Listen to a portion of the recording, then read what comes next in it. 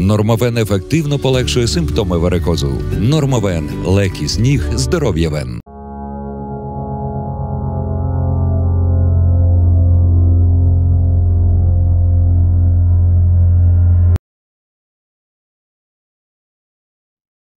Russian radio became seriously nervous after the report that Germany was ready to supply Ukraine with components for Taurus missiles, and Ukraine was planning to independently produce cruise missiles on its territory, which would seriously change the balance of power and open up new opportunities for Kyiv to strike deep into Russia.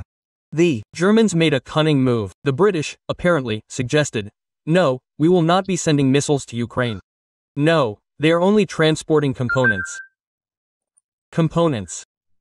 And they will be assembling this, so far, according to unofficial data. You too, sometimes operate with unofficial data. While a plant is already being created where Ukrainians will assemble, of course, with the help of the Germans, they will assemble Tauruses for the territory of Ukraine. And now you can't say that these are German missiles. They simply sold, component parts, spare parts were sold, elements, systems, whatever you want. And blocks. So how now? How can you prove it? The Germans are even more cunningly suggesting that we go and sell all these little things to some third country, and that country will sell them to Ukraine. And Berlin has clean hands. But the presenter forestalled the patriotic cries of his listeners that these factories simply need to be destroyed, and no problems will follow. And he directly admitted that Russia either cannot do this, or does not want to bring its victory closer. Oh, I can easily tell you that it is necessary to do. These factories must be destroyed. Hop, and that's it. You press the button, baronets, the missile flies, the factory is gone. Yes. And why aren't they destroyed? After all, other missiles were already delivered in whole trains, caravans. They were taken to Ukraine. And you tortured us, baronets, don't climb on a snag, don't order the Otstup. Tell me why we aren't destroying them. I answered honestly and directly, either we can't, or there is no order. The second seems funny to me. This doesn't happen. After so many years, even convinced Zetniks are no longer embarrassed to criticize the army and Russian intelligence. After all, they made so many miscalculations that it is no longer clear what they were so proud of all these years. And now, according to the presenter, they are tearing their hair out from not understanding what is happening and their future fate. I have great respect for intelligence. I will talk someday, we can praise it. This most valiant people. To some extent, intelligence is such a sacred structure for me. But the puncture is already a wagon and a small cart, right? Starting with the fact that the possible results of the beginning of a special military operation were calculated, and then further, and then we suddenly began to think, for the life of us, that we do not have intelligence structures on the territory of Ukraine. Yes. And here in Russia, like in the neck of homeless dogs, these very intelligence officers recruited specifically by the security service of Ukraine. It's true. Well, you must agree that Ukraine tried very hard here, and now we are tearing our hair out.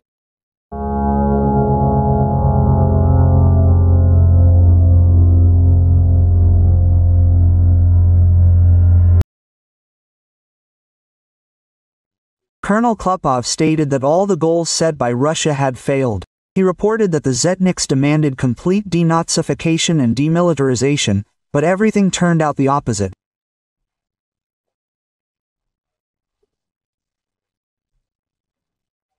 Now, after 3 years, the question arises about refining the military political goals, taking into account how NATO has performed as a whole, how individual states have performed, how Ukraine's defense is being built and how effective, therefore, the previously set goals are, because they set the goal of denazification, gave birth to a whole galaxy of followers of these Nazis, set themselves the goal of demilitarization, but led to complete militarization of both society, therefore, and the state of this country.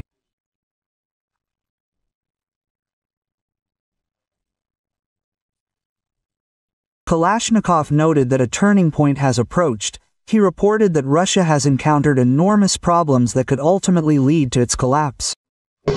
You understand that a turning point is approaching now. No, I repeat my old forecasts. Either we take Ukraine out of the war, or we will face a very strong economic and subsequent world events. Draw your own conclusions. Apta Ladanov said that Russia urgently needs to prepare 1 million occupiers and take them by numbers, which Kalashnikov disagreed with. The military blogger explained that in this case the economy will not withstand and Russia will fall. Zetnik insists that they do not need a large army, but good command and ingenuity, which is inherent in Ukraine. I heard what the respected Aptarinich Ladina, general, said, that 1 million people need to be put under arms in connection with these events, now the current ones. Well, I would still object to him, because in the current state of the economy, which has not been transferred to the rails of military socialism, the State Defense Committee has not been created. In the current state of the economy and management in the Russian Federation in general, this 1 million people, if you call them now, it is simply that which will overturn the economy of the Russian Federation. And after all, it is not the masses that should fight, Aptarovich, but the mind, the ingenuity that should be learned. It would not be a sin to do so in this case. But not the masses to crush, but as they say, ingenuity and such futuristic weapons. Zetnik stated that the situation is not developing for the better for Russia, hinting at a possible revolution. We must stick together, because the situation is going on now, it is developing absolutely not for the better for us. Very, very turbulent processes may also begin within the Russian Federation.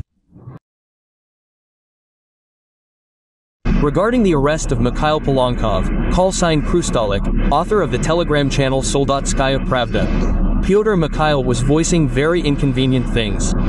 Inconvenient truth, which is on the edge, very on the edge with discrediting. If there was a person, an article would be found. Well, here is the same case.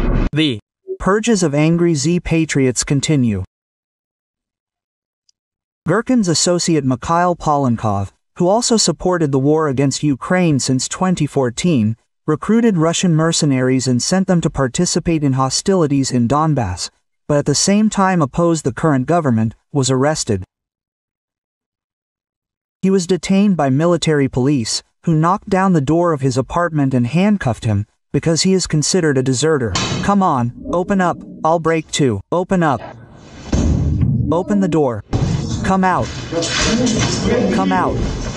In 2022, he managed to fight, but his heroism did not last long. After all, having seen a real war with his own eyes, he decided that he had enough and that he had already paid his debt to his homeland. And he recorded an appeal in which he stated that his contract was over and simply left for Moscow, and also asked his subscribers to send him money.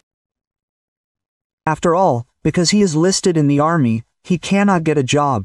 Today, November 16, 23, my 1-year contract with the Ministry of Defense of the Russian Federation ended, and I consider myself free in all my actions. Perhaps, the Ministry of Defense will bring me there or try to challenge my actions, yes, since at the moment I am unemployed, and I cannot get a job, because I have not yet been dismissed from official service. Here, under each publication on my channel, or rather, not under each, but under each publication that can be regarded as intellectual property, in addition to the sign-up banner, a support banner has now appeared, and that is the whole point of these hooray patriots. After all, they were the ones who shouted the loudest that Russia needed to start this war. But in the end, most of them didn't go to defend it, and some fled at the first opportunity. But it's impossible to just leave the armed forces, because the contracts are valid indefinitely until the end of the so-called SVO, which is why he was accused of unauthorized abandonment of the unit. And now 2 scenarios await him, either a term of 5 to 10 years, or a bloody assault. But that's not all. He is also accused of fraud, because he created a project where he allegedly searched for missing soldiers, collecting money from Russians. But he did not provide any reports on his actions. He also published videos discrediting the army, which were used by Ukrainian media. But it's obvious to everyone that collecting money is not the main problem, because many Z bloggers loyal to the authorities are doing this. It's all about his posts, where he talked about Russia's war crimes and directly criticized Putin.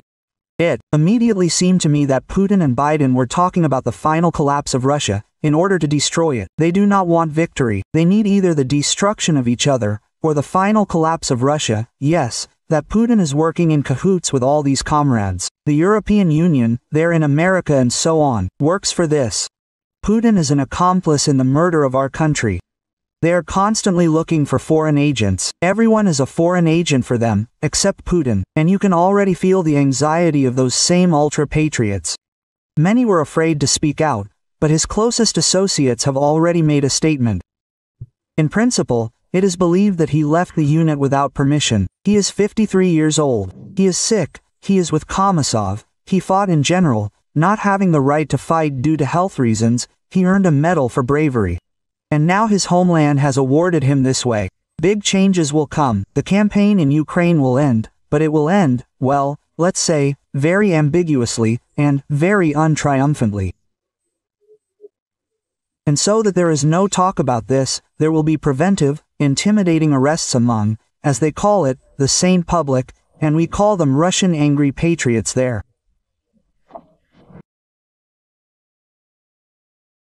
Klopov openly admitted that all the goals set by Russia since the beginning of the invasion have failed.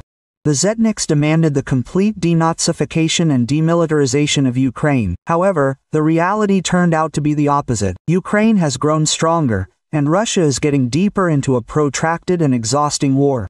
Military blogger Kalashnikov stated that Russia is facing enormous internal and external difficulties that could lead to the collapse of the entire system. Against this background, Aptia Ladanov proposed a radical solution to urgently mobilize 1 million people. However, Kalashnikov opposed this idea, arguing that Russia's economy simply cannot withstand such tension. He noted that the country does not need a huge army, but rather a high-quality and intelligent command, which Ukraine has. He also added that the situation is getting worse for Russia, and if everything continues in the same spirit, the country may face not just a military defeat, but an internal social explosion.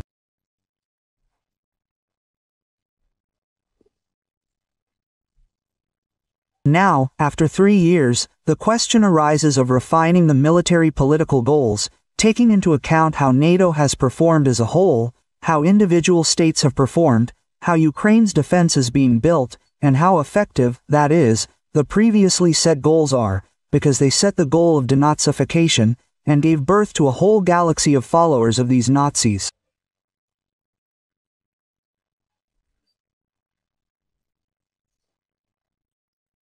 They set the goal of demilitarization, but led to the complete militarization of both society, that is, the state of this country.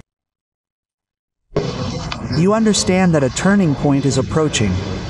I repeat my old forecasts. Either we withdraw Ukraine from the war, or we will face a very strong economic and subsequent events. Draw your own conclusions. I heard what the respected Apteranovich Ladanov, general, said, that 1 million people must be put under arms in connection with these current events. Well, I would still object to him, because in the current state of the economy, which has not been transferred to the rails of military socialism, the State Defense Committee has not been created. In the current state of the economy and management in the Russian Federation in general, this 1 million people, if you call them now, you are simply what will overturn the economy of the Russian Federation. And it is not the masses that must fight, Apterovich, but the mind, the ingenuity that must be learned. I did not row to do this in this case. Well, not to crush with the masses, but as they say, with ingenuity and such futuristic weapons. We must stick together, because the situation is now developing in a completely not the best direction for us. Very, very turbulent processes can also begin inside the Russian Federation. Российское телевидение показывает кадры якобы интенсивного и успешного наступления. Однако, по словам Клупова, это совершенно не соответствует реальности. Панкин продемонстрировал ту самую яркую картинку, о которой говорил Клупов. И все-таки зетникам по-прежнему нужно хоть какое-то доказательство их выдуманного успеха. Они отчаянно ждут, что оккупанты сделают что-то, что могло бы порадовать зет-патриотов. Они мечтают, чтобы в Украине произошло нечто масштабное, чтобы можно было продемонстрировать победные кадры по телевидению. Циничный Панкин, не скрывая удовольствия, разглядывает фотографии разрушенной херсонской администрации и открыто говорит, что хочет видеть еще больше таких снимков. При этом ни он, ни другие зетники не упоминают о том, что удары наносятся по гражданской инфраструктуре. До сих пор не укладывается в голове, как можно радоваться чужой боли и разрушениям. Но именно это, по словам ведущего, вдохновляет россиян. А Калашников продолжает предлагать свои идеи ведения боевых действий. Пожалуй, в одном он все же прав. Украина продолжает ткать паутину, в которую Россия неизбежно встрянет.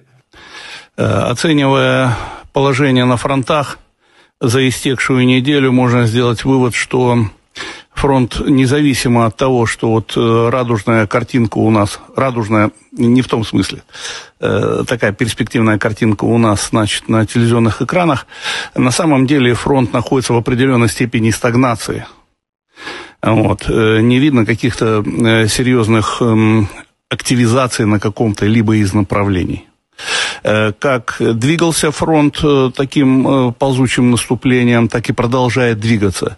Ну, с одной стороны, это хорошо, а с другой стороны, продвижение достаточно медленное. Мы настолько сильно устали от отсутствия каких-то громких новостей из Украины, которые бы, немножко нас порадовали, что действительно продвижение-то оно идет. Да, мы постоянно говорим о том, что вот-вот подойдем к Сумам. И не только к Сумам. Каждый день сообщается о взятии новых населенных пунктов. Но так, чтобы это встряхнуло действительно и разбежалось по всем интернет-СМИ, в том числе и телеграм-каналы, таких новостей давным-давно не было, которые порадовали каждого русского человека, да, каждого патриота России. Информационная поддержка того, что происходит, она же, мы все понимаем, очень важна. У них вот есть чем похвастаться, что показать аудитории, да, вот эти вот, я имею в виду дымящиеся наши стратегии. Нам тоже, я имею в виду, надо что-то показывать. Должна быть какая-то картинка, чтобы вы не только у нас здесь, но и во всем мире видели, что там на Украине происходит самая настоящая жара. Вчера красивый кадр был, действительно красивый. Удар по херсонской администрации. Вот это я понимаю, вот такие кадры нужны, чтобы они разбегались по лучшим телеграм-домам, чтобы было что показать. И это бы нам лишний раз напоминало, что мы действительно продвигаемся вперед, что мы действительно настроены решительно. Штаб-квартира разведки. Это, в общем, то, что в Киеве на 4-м году войны стоит целым невредимым. Вот СБУ и ГУР, и там вот, собственно говоря, их руководители продолжают ткать паутину. On the Soloviev channel, they unexpectedly admitted that television is lying and showing an overly optimistic picture of what is happening at the front. After all, in reality, their advance is very slow and almost unnoticeable. According to Colonel Rustam Klupov, he said that the front is in stagnation, and they have not seen any serious breakthroughs for a long time. Assessing the situation at the fronts over the past week, we can conclude that the front, regardless of the fact that we have a rosy picture, rosy not in the sense of, such a promising picture we have on television screens. In fact, the front is in a certain degree of stagnation. Look, there are no serious activations visible in any of the directions. The front continues to move with such a creeping advance. Well, on the one hand, this is good, but on the other hand, the advance is quite, slow. They said about the regions in Ukraine that we consider ours. Yes, I have said many times that I consider the Russian and Ukrainian people to be one people in fact. And in this sense, all of Ukraine is ours.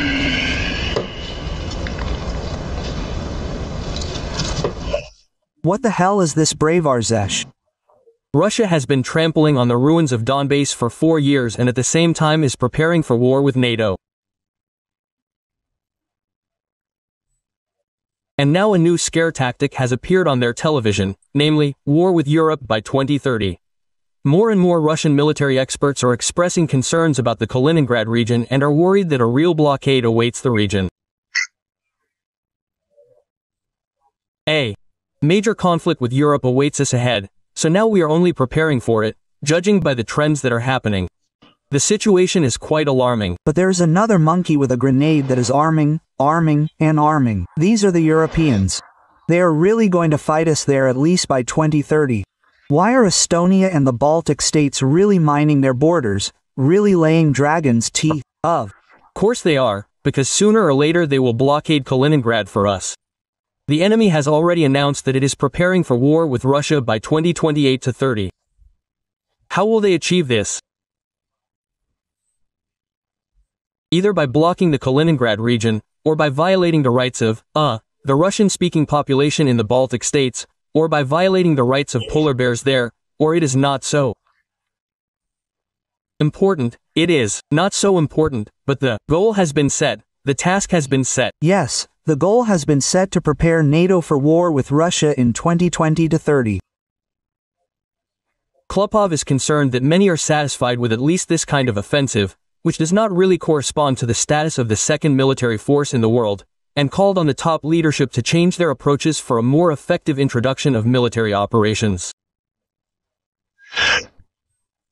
Therefore, based on this, one cannot say, but it is necessary to once again raise the issue of changing at the front, changing this position. Maybe someone is happy with this, thank God, that at least we are advancing without any breakthroughs. We have talked a lot about the lack of space, the unmanned nature of the equipment, the role of artillery in a modern war of armored forces. But nevertheless, we also have a general staff, which leads both academies and research institutes. We need to get out of this situation, this creeping offensive. New forms and methods of using troops. And, accordingly, based on this, it is necessary to return to the issue of, the destruction of the leadership. Israel showed us that they practically beheaded both Qasser and the armed forces of Iran. That is, after so many years, Russian television still does not understand how they can defeat Ukraine and how they can change the methods of waging war to achieve results. After all, the creeping offensive suits everyone, despite the colossal losses and depletion of the economy. We have this old, well, it's not a proverb, not a parable, but an old rule. Where the foot of a Russian soldier steps, there is ours. This is just an amazing. Putin said that he is ready for negotiations with Zelensky, but there is a nuance. Well, it is dangerous. We are ready to meet. I am ready to meet with everyone, including Zelensky. If the Ukrainian state trusts someone to negotiate, for God's sake, let it be Zelensky, Putin said in a conversation with journalists. For God's sake, let it be Zelensky. The question is not who will sign the document. God, how finished I am. According to Putin, the main question is who will sign the documents. He again said that Zelensky is allegedly illegitimate. Moreover, Putin threatened to worsen the situation for Ukraine. If Kyiv refuses to negotiate with Moscow, they will not negotiate, the situation may change for the worse for them. There is no need to drag it out, we need to sit down and negotiate, the head of the Kremlin said. If we continue to fight further, and many watch, some in quotes only talk about the fact that we can fight forever, this is nonsense. And we have very strong large losses. Putin also assured that Russia is allegedly trying to end the hostilities in Ukraine. Yes, yes. Yes, we don't need to decide. That's it. Because otherwise, look, I'll say it again, the scales begin to strategically tip in favor of our enemy. And the strike was not on residential areas, but on defense industry facilities, on factories that produce military equipment. That's what we're doing. And we're making no secret of this. One of the goals of the special military operation is the demilitarization of Ukraine. The first basic truth. Russia cannot, does not, and will not voluntarily withdraw from the war, because war is a way of existence for this type of state. That is, they've thrown away all the husks, implemented the concept of control over the internal people, over their own citizens, yes, through war. And, accordingly, this is the only form of existence for Putin's state. Yes, there are no other forms of this state and there never will be. And, accordingly, it will not be able to withdraw voluntarily, I emphasize, regardless of the negotiation processes. Don't you see that our guys give their lives, not just perform, not just talk, but defend with their lives the rights of not only the African continent, but all people on our planet? Billions of rubles have been stolen under some suite. What have these people been doing all this time? Billions were needed for what? To assemble the most basic design, obvious to any engineer, and on top of that, assemble it using an American engine, some foreign propeller, and all the avionics are probably foreign. Are you kidding me, bastards? It was practically a direct hit. It tore apart the main part of his remains. They took him home, right, Zhenya? And then they found his leg here. We have such an old it's not a saying, not a parable, but an old rule. Where the foot of a Russian soldier steps, that's ours. And here is buried the foot of Colonel Nikolai Nikolaevich Ovcharenko. On March 15th, he was building this crossing. Yes. Yes, he managed to build it. Yeah. And he has already accepted the kingdom of heaven. Vladimir Trupin, speaking at the shameful Intergalactic Economic Forum, which among the leaders of the countries, only the president of Indonesia attended, announced some old rule. He said that supposedly where the foot of a Russian soldier steps, that's ours. Let's note that at different times Russia invaded dozens of countries, but none of these countries belong to Russia. The Kremlin senile fool came up with this supposedly old rule and, as usual, screwed up. In addition, it is worth recalling that in 2024, 138,000 prosthetic legs were issued in Russia, which is 51% more than the year before. In turn, Ukrainian Foreign Minister Andriy Sybiga commented on Trupin's latest statement. He noted their blatant cynicism and disdain for U.S. peace initiatives. According to the diplomat, the phrase about the leg of a Russian soldier was especially absurd. Sybiga emphasized that wherever this leg steps, it brings only death, destruction and suffering. At the same time, he added, Putin is completely indifferent to the fate of his military and their limbs torn off by Ukrainian drones. He has already killed 1 million soldiers in a senseless bloody meat grinder or 2 million legs. His rhetoric serves only one purpose, to distract attention from the failure of 25 years in power, Sybiga concluded. Trupin does not care about Russian soldiers and their torn-off legs. He is a mass murderer of his own people. I wish you to recover, get back on your feet and protest, and put in order. What the hell are you talking about?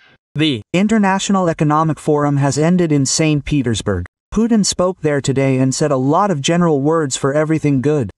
Salaries must grow, the economy must develop, and the business climate must become more attractive. Listen. The most important thing is that the business climate should allow us to expand and strengthen the base of our economy, make it more sustainable and at the same time dynamic, aimed at increasing the production of goods and services. Apparently, Putin listened to yesterday's interview with the Deputy Minister of Finance, who said that so far not a single Western company has applied to return to Russia. That's the business climate. As usual, Putin boasted of record low unemployment, especially among young people. Not surprising, given that he sent hundreds of thousands of young men to war, and another million people left. He also demanded that Russia join the list of countries' leaders in ease of doing business. Again, a benchmark for the national model, so that by 2030 Russia would be among the world's top 20 leaders in terms of business conditions, taking into account updated international ones. He first spoke about the top 20 back in the May decrees of 2012. According to them, our country was supposed to break into the ratings 7 years ago, when the decrees failed. Putin moved the deadline to 2024, and now he has moved it to 2030. He also spoke about the successes of the government and the central bank, thanks to whose efforts inflation in our country fell below 10%. Putin spoke about this as an incredible achievement, but, in fact, 10% is very high inflation. For comparison, in the EU last year annual inflation was about 3%, and this is still very high. At the same time, the real figure in Russia is much higher than the official one. As for the rise in prices, according to the project Prices Today, in 2024 food prices rose by an average of 22% and continued to rise rapidly in 2025.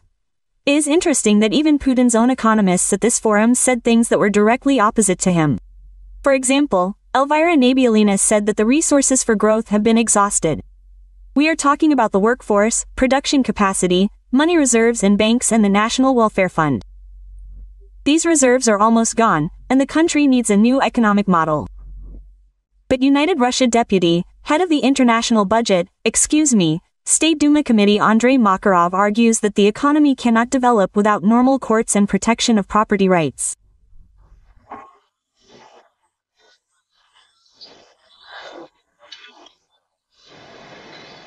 But when business no longer speaks about the main problem, the investment climate and the lack of institutions, and institutions are actually an opportunity, if your rights are violated, to go to court and expect that it will be a fair decision, regardless of who you go to court to, who you argue with.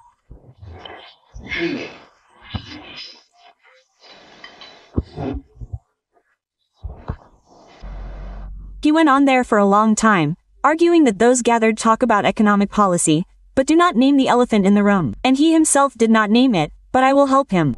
The elephant in the room is Putin's corrupt system.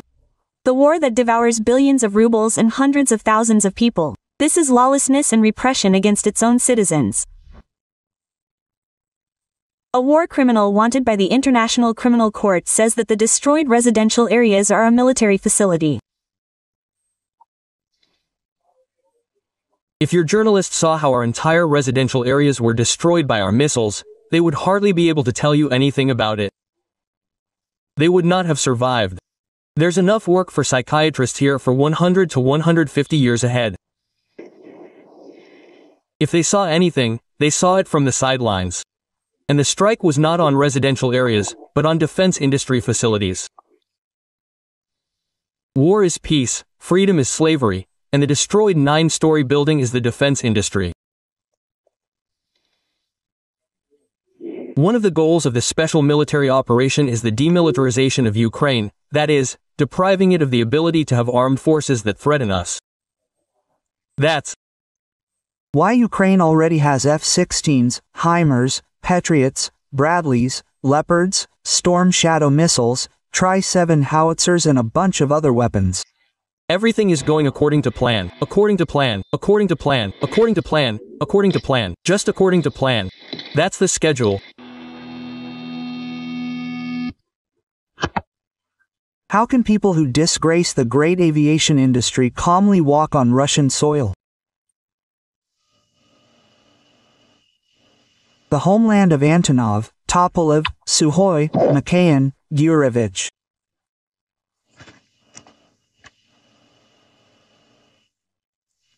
And now someone appears and says, well, here and their billions, they're billions. It didn't work to annul the diplomas. You are not aircraft engineers, you are not designers, You are a disgrace to the people, you have disgraced the country.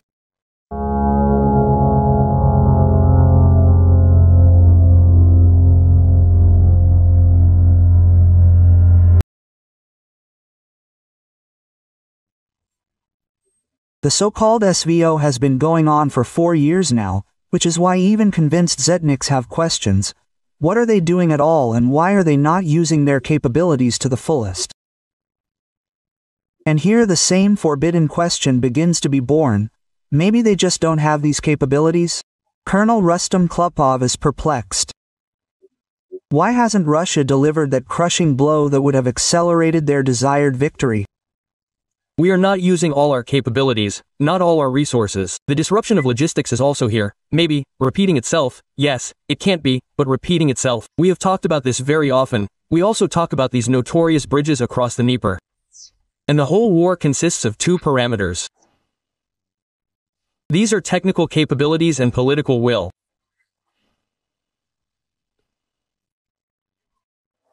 The question is, we don't have the technical capabilities to destroy these bridges, or, therefore, the leadership says, stop, let's wait for some reason. But if this is a technical capability, it is easily resolved. If we had set ourselves the goal of destroying the bridge on the Liman near Odessa, that's it, no one talks about it. They tried to restore it several times, but destroyed it again. Even today it is unclear whether it is in good condition or not. The same thing happened with any other bridge, like the Antonovsky Bridge. They tried to destroy it with their HIMARS. At first, nothing worked. In the end, we blew it up ourselves and made it completely unusable. And here, too, we have the strength and the ability and the means to reach every bridge. Technically, through intelligence means, anyway. Asymmetrical strikes. It would seem that we are talking about, increasing our capabilities through symmetrical strikes.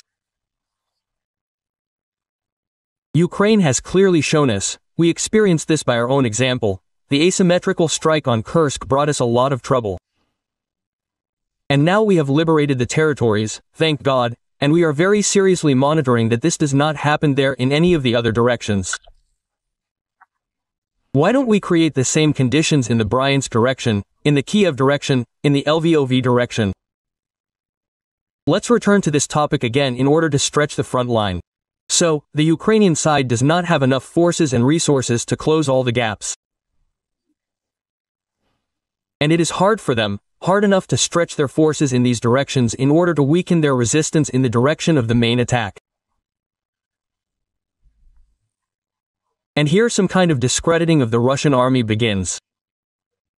Klupov said that it is time to clarify Putin's goals, because Russia not only failed to achieve its goals, but achieved the opposite effect and only worsened its situation. After all, the so-called denazification announced by Putin gave rise to even greater hatred on the part of Ukraine, and demilitarization led to the fact that the Ukrainian army only grew stronger and received support from the most powerful armies in the world.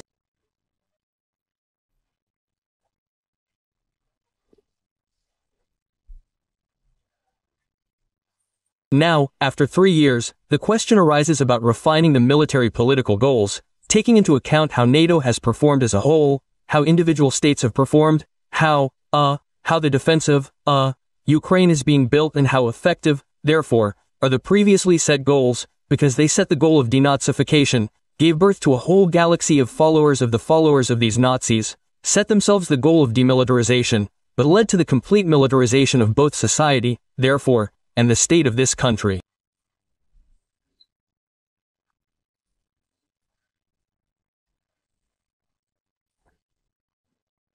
So it all came to the point that even the Kremlin mouthpieces stopped blindly believing Putin and declared to the whole country that their methods turned out to be ineffective, and their enemy is not weak, but an inventive and strong enemy who is capable of inflicting enormous damage on them. Even Kremlin radio is already openly admitting that sanctions are working. The economic situation is rapidly deteriorating, oil prices are falling, and the money is going to a war that is not producing results. They admit that there is less and less money in the budget, and no one knows where to get it. Economics and technology consultant Petr Zabortsev admitted live on air that a hole has formed in the budget, which is associated with a drop in income. And one of Russia's main problems is the decline in oil prices. Well, the situation is really getting more complicated. Already at the beginning of the year, it became clear that the federal budget, in the parameters that it was laid down in the law last year for this year, is not being implemented. That is, a hole has begun to grow in it, associated with a decrease in income. Now, when the dynamics of oil prices, on which we are very dependent and the budget depends, shows that it is much lower than the price that is included in the budget, it has become clear that there will be less income, especially from oil and gas. And less in the current adjustment, practically, well, a quarter less of these incomes is expected this year.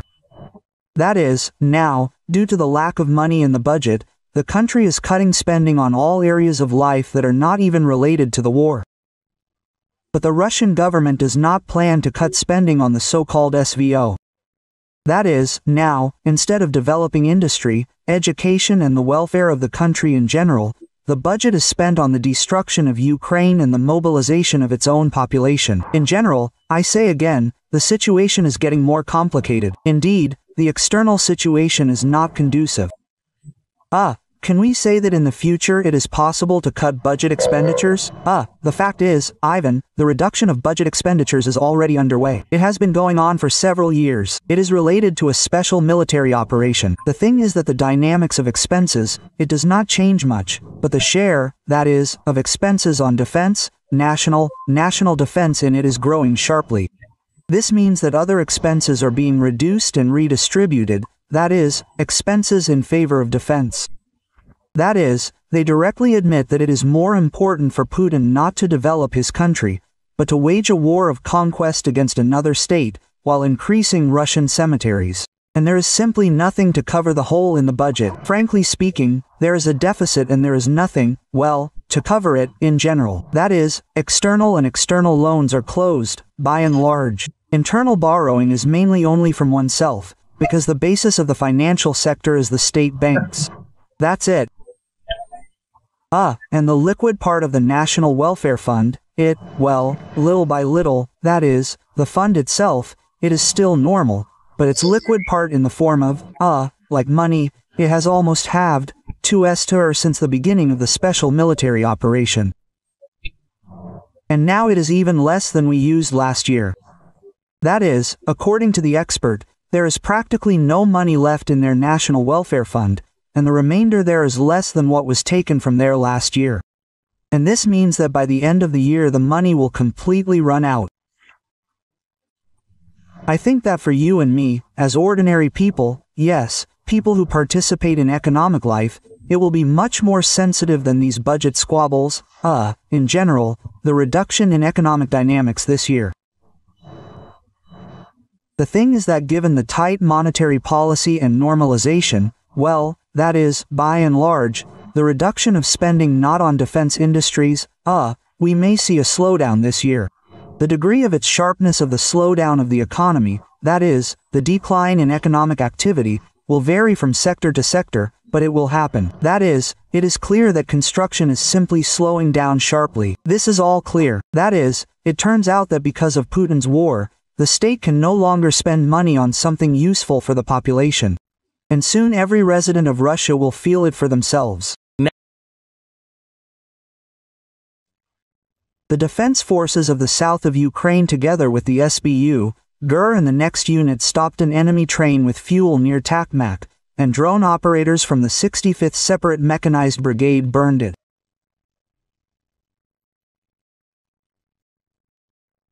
As a result of the operation, several tanks with fuel, which was intended for use by the Russian occupation army, were destroyed.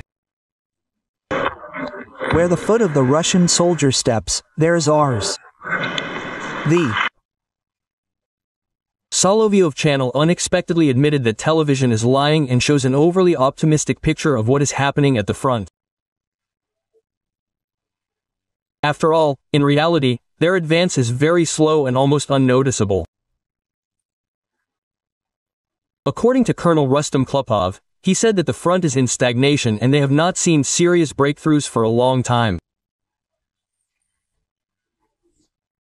Assessing the situation on the fronts over the past week, we can conclude that the front, regardless of the fact that here is a rosy picture, is rosy in the wrong sense.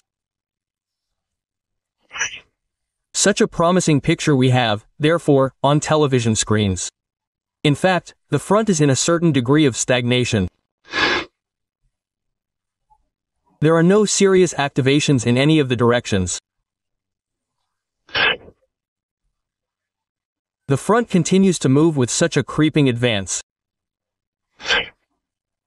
Well, on the one hand, this is good, but on the other hand, the progress is quite slow. They said about the regions in Ukraine that we consider ours. Yes, I have said many times that I consider the Russian and Ukrainian people to be one people. In fact, in this sense, all of Ukraine is ours.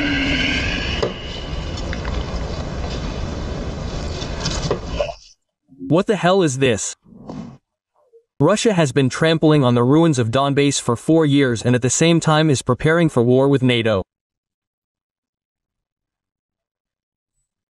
And now a new scare tactic has appeared on their television, namely, war with Europe by 2030. More and more Russian military experts are expressing concerns about the Kaliningrad region and are worried that a real blockade awaits the region. A major conflict with Europe awaits us ahead, so now we are only preparing for it, judging by the trends that are happening. The situation is quite alarming. But there is another monkey with a grenade, in which everything is being armed, and armed. These are the Europeans. They are really going to fight us at least there by 2030. Why are Estonia and the Baltics really mining the borders, really laying dragon's teeth? Then there is the answer to the question. Of course, there is, because sooner or later they will blockade Kaliningrad for us. The enemy has already announced that he is preparing for war with Russia by 2028 to 30. How will they achieve this? Either by blocking the Kaliningrad region, or by violating the rights of the Russian-speaking population in the Baltics, or by violating the rights of polar bears there, or is it? Not so important. It is not so important, but the goal has been set, the task has been set, the goal has been set to prepare NATO for war with Russia. 28th-30th year. Klopov is concerned that many are satisfied with at least such an offensive, which does not quite correspond to the status of the second military force in the world, and called on the top leadership to change their approaches for more effective conduct of military operations.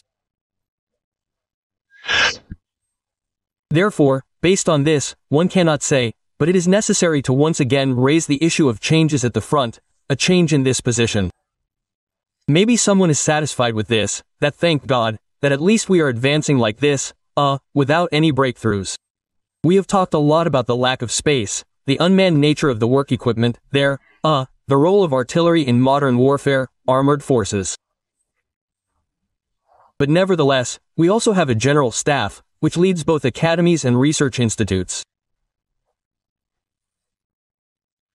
We need to get out of this situation, this creeping offensive, new forms and methods of using troops.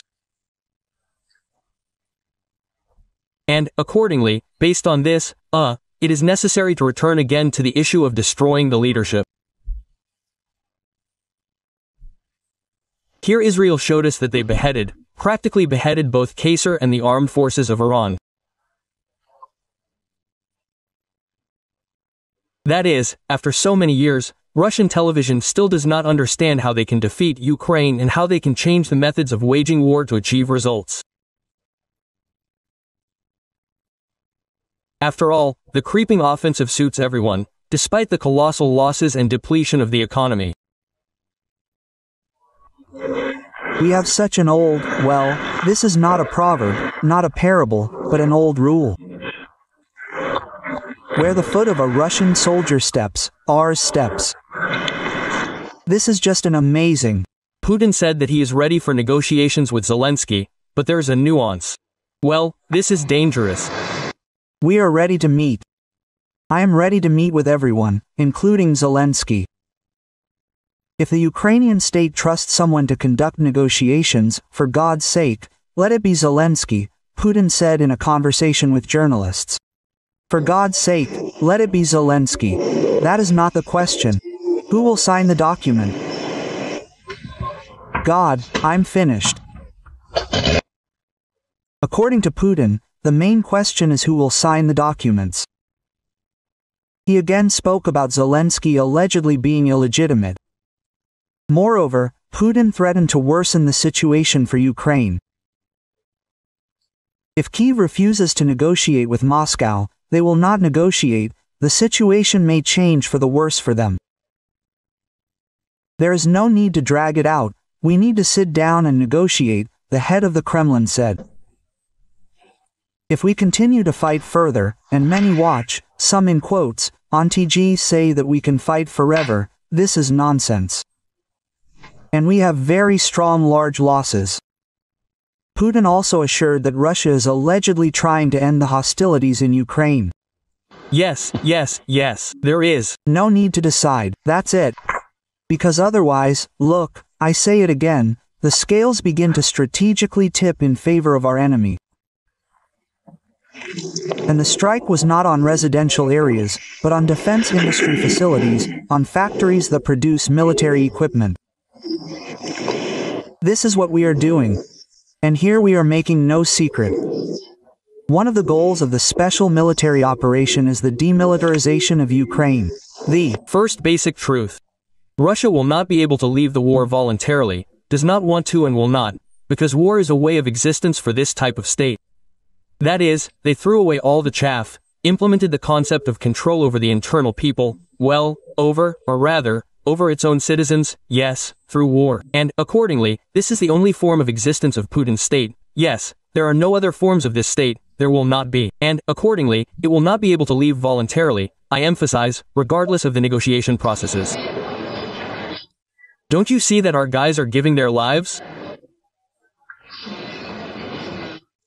They are not just speaking out, they are not just talking, but with their lives they are defending the rights of not only the African continent, but all people on our planet.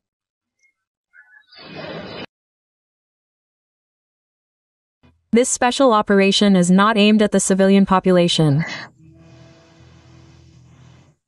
It does not pursue the goal of seizing the country's territory. And our army did not come to seize, but to help. Don't you think that Ukraine is still an ambition, an unhealthy ambition of one person in the Russian Federation? Regarding the regions that we consider ours, I consider the Russian and Ukrainian people to be one people. All of Ukraine is ours. Wherever the foot of a Russian soldier steps, that is ours. We do not have the goal of taking money, but I do not rule it out. The Russian and Ukrainian people are one people. In fact, in this sense, all of Ukraine is ours. If he used to say that they are a brotherly people, now lately he has been saying all the time that they are one people. What can I say? Putin's goal from the very beginning was all of Ukraine. That is why on February 24, 2022, he went in columns to Kyiv, Kharkiv and other cities clockwise all the way to Odessa. And if he did not reach Odessa, it is only because he was stopped near Nikolaev. They are not there. Why? Because they got it. That's all. And if he lost Kherson, it was only because he was driven out of there by Ukrainian troops, just as he was driven out of Kyiv, Chernigov, Sumy and Kharkiv. And where are they now? Kiev region. Perhaps the difference between then and now is that Putin used to be forced to disguise his intentions under some euphemisms, because he was rebuffed, including by Biden, no matter how insufficient the American aid provided to Ukraine was, and now he has become so bold that he does not consider it necessary to hide his intentions. So he says, we want everything, where we get to, we will get there. We will take as much as we can, quote. But we will not stop. We need all of Ukraine. We call it different things. We call it denazification. Try to achieve denazification if we do not have political control over this territory. We need demilitarization. try to ensure militarization, that is, the absence of military power in a country that is independent, sovereign and has the support of NATO. This is impossible without establishing control over the entirety of this territory. Not Lugansk and Donetsk will be ours, but all of Ukraine. And all of this is more than Lugansk and Donetsk. But there is a nuance. I want to take and I can take. These are different things. And the difference between these two things exists only thanks to the Ukrainian defense forces, which are holding back the Russian occupation army on the borders where the fighting is now taking place. Therefore, all these years, the number one task for the entire free world has been supporting the armed forces of Ukraine. After all, Putin's want is not limited to Kiev, Kharkiv, Sumy or Lviv. It extends to Vilnius, Sri Lanka, Tallinn, Warsaw and other European cities. The Atlantic. That is, in theory, until a Russian soldier is stationed as a garrison and cooks porridge to feed the liberated residents of Berlin, Paris and Lisbon, these bastards will not calm down. This year we are advancing 5 times faster than last year. We are great, we have accelerated, but at this rate, if we are to liberate the entire Donetsk region, it will take 3 years or more. Just in the Donetsk region, I am 30 meters km per day. It's just pure mathematics. The advance of the Russian occupation army in the Sumy region, if not stopped, then at least localized. Unikovka is now turning into Novy-Vovchansk for the Russian army. There is no threat of capturing Sumy, only shelling. The Ukrainian army is holding on, but desperately needs international support. For us, Ukraine is a source of danger, and the SVO began because of this, and Donbass fought for this. For 8 years, it resisted the spread of the threat from Kyiv, from Ukraine. And it must end precisely with the elimination of this threat. That is, we are not discussing issues of constitutional territories. They have already been enshrined. We will not discuss them in any format. There are simply no negotiations on the status of the LPR, DPR, Kherson, Zaporizhia, Crimea. There is no point. We do not discuss. We can only discuss things that are related to how life will be organized in the territory that is not yet under our control. I have a lot of questions about the Odessa, Nikolaev, Dnipropetrovsk and Kharkiv People's Republics. Absolutely right, because there are a lot of questions. Vladimir Vladimirovich imagines himself to be a great geopolitician, a historical figure. He is very concerned with the question of how to enter the history textbooks. He is not concerned with the question of, the lack of warm toilets in the Tavera region, in schools. This is all nonsense. But geopolitics, this is his. Frankly, history knows a huge number of examples when a mentally ill person stood at the head of the country. But this is it. But history has experienced this, chewed it over and spat it out. And this will pass. Changing the demarcation line of influence zones in Europe, denoting Central Europe and throwing the United States of America out of Europe. This is his official goal, the strategic goal not only of Putin, but of these very circles, this very, revanchist, group, in the Russian leadership and in Russian society, but of the group that perceives all of Central Europe as a zone of influence of Russia. And the question is, why should he stop? He should use this very moment to fix the new state, to compensate for that very geopolitical catastrophe that happened in 1991, which Putin has spoken about more than once. And then he can say, yes, now we can, at least for a while, suspend military action. I am a Russian, and I do not need foreign territories. I do not need Crimea, that is Ukraine. I do not need Donetsk and Lugansk. These territories also belong to Ukraine. I do not need the territory of Mariupol or other cities occupied by a criminal state. I do not understand why I should expand my borders if my country is dying out, degrading and overgrown with hogweed. I have no doubt that my country's soldiers should not be on the territory of Syria, Georgia, Ukraine or other states. I did not give my permission for my contributions to be spent on missiles and shells that fly to foreign countries, killing hundreds of thousands of people like me. I do not understand how my compatriots even explain to themselves the need for wars and the need to seize foreign territories. How did they come to the conclusion that with weapons in hand you can bring love, kindness, and freedom? How can you call occupation, murder, violence, torture, and other crimes the Russian world? Today's Russia is a threat to the entire sane world of militarization. And now it is returning to Europe, and not only in the Baltic countries, in Poland, but also in Germany, in France, in Britain. We must be prepared for the fact that these very serious opponents will gradually recreate their large armed forces, and turn economic difficulties into a system of step-by-step mobilization economy.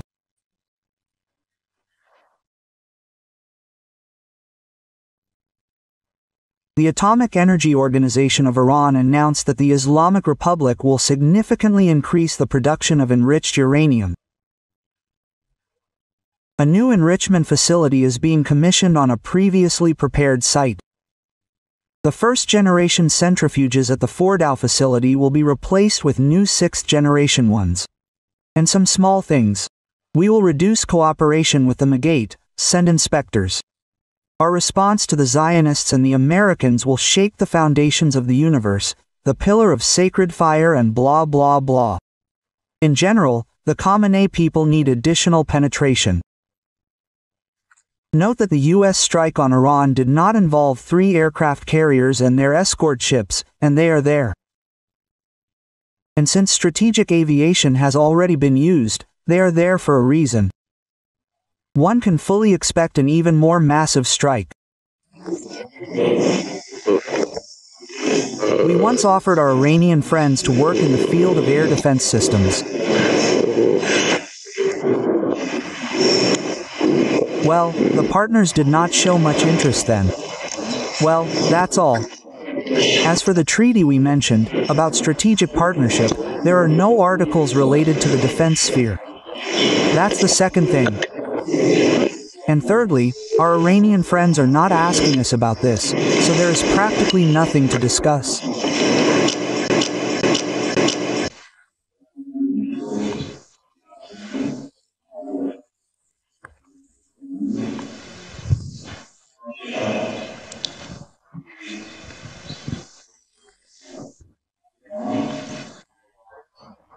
There's another indirect sign that the Israeli Air Force has seized and firmly held air superiority.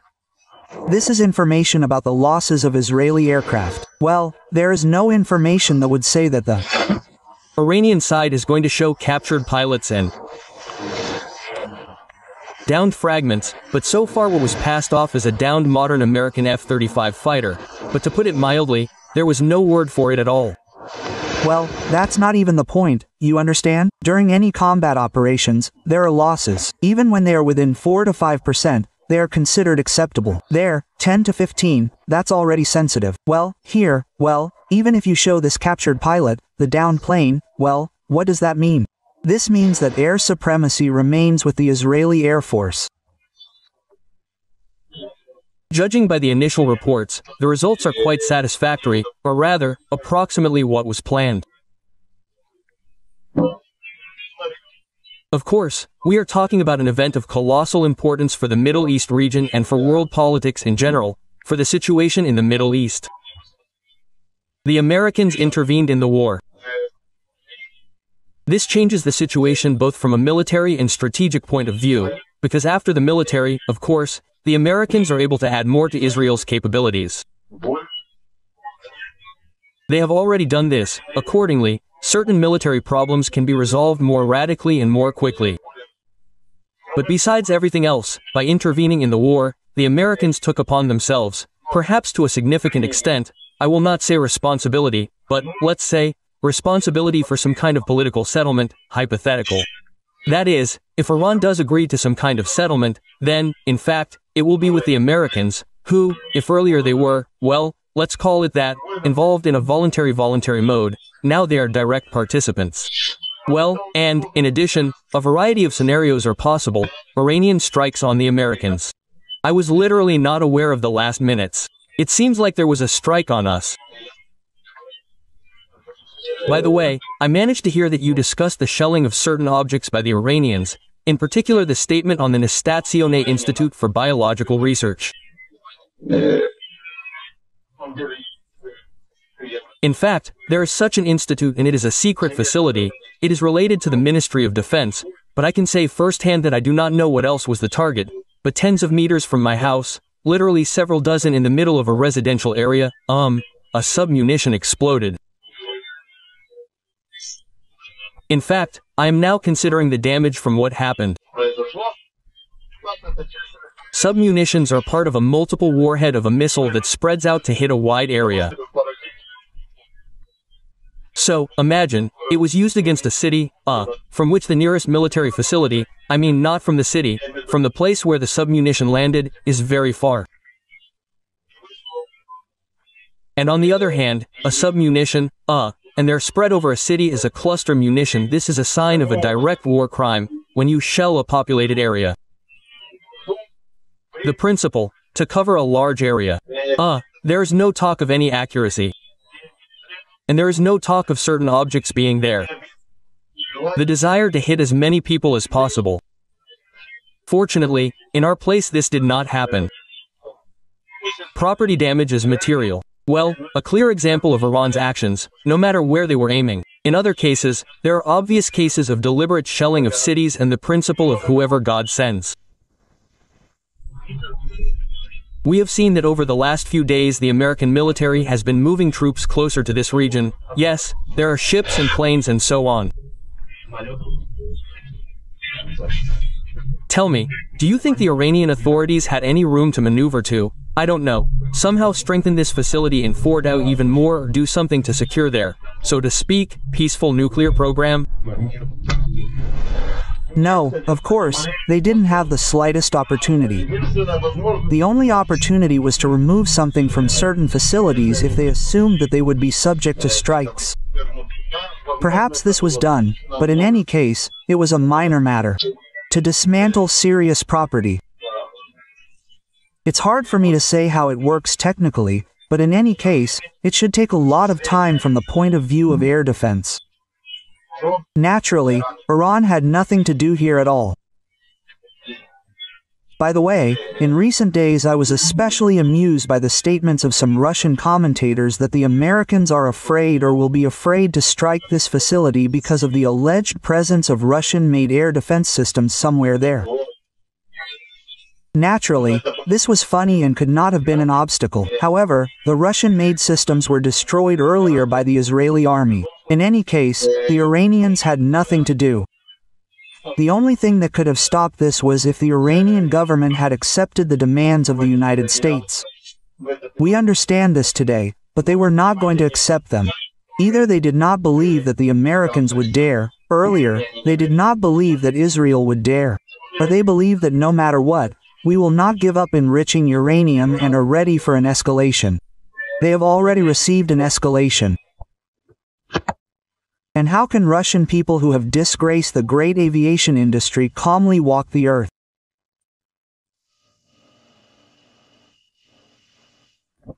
The homeland of Antonov, Tupolev, Sukhoi, Mikhail, Gurevich.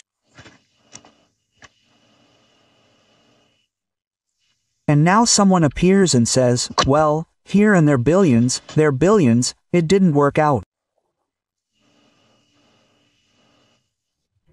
Degrees should be annulled. You are not aircraft engineers, you are not designers, you are a disgrace to the people, you have disgraced the country.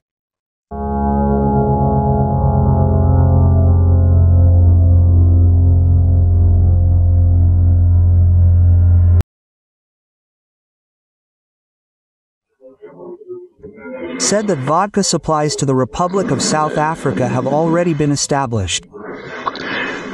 You know, this is a very correct, serious step. Why?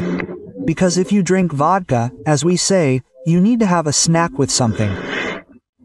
And therefore, meat products will certainly follow. That means grain supplies. That's a plus for grain supplies.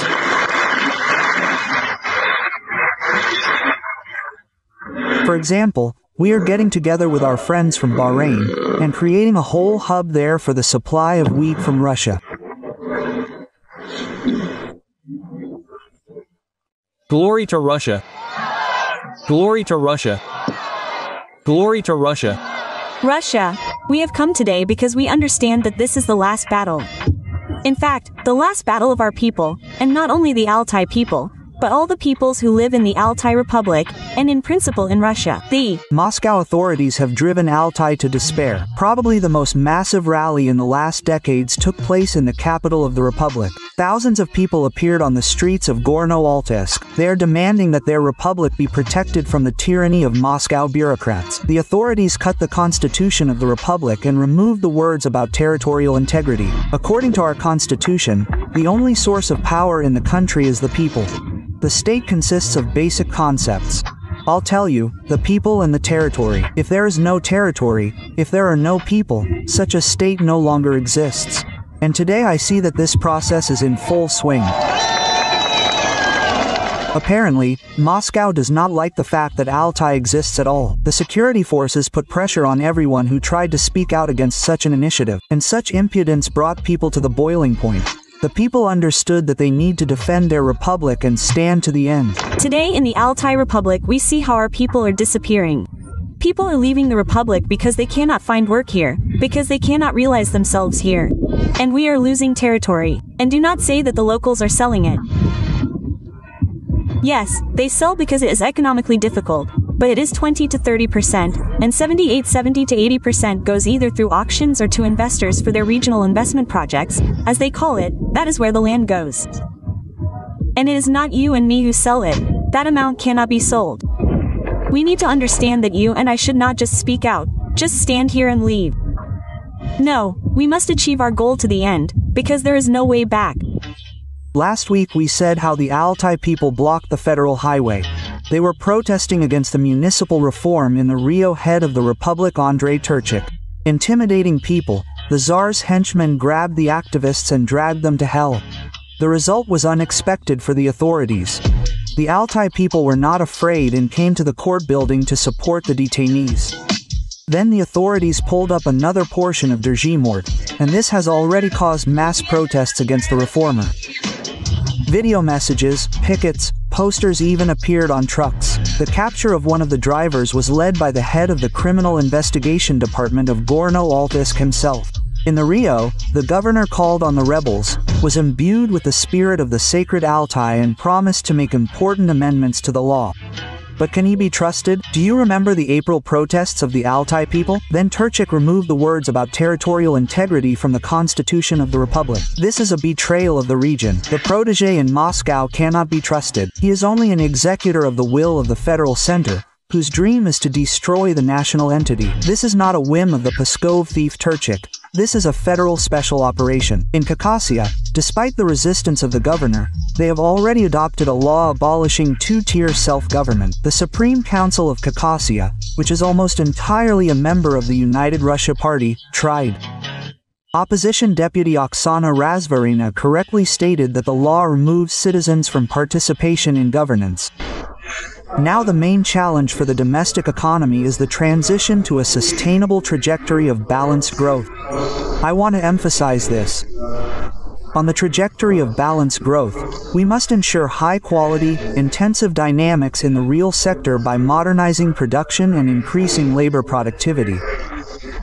And it is better, of course, if this is done not in an intensive way, but through the introduction of new technologies. Why are there protests against a single-tier system? It is based on the principle of binding to the population, not to the territory. People understand that this is the centralization of power, this is a single management of everything, and first of all, the budget is very important. It does not take into account the specifics of the territories and the needs of the local population. This is preparation for consolidation, the purpose of which is to destroy the historical and cultural identity of our peoples. Let's remember the unification of the 2000s. What was the result? Phew. The annexed districts are experiencing demographic degradation. For example, more than a quarter of the population left the Koryagsky district after consolidation. The Komi Permyk, Taymyr, Ustorda, Buryat, and Evenki okrugs have also lost most of their population. But the autonomous oprugs that resisted unification show a completely different positive trend.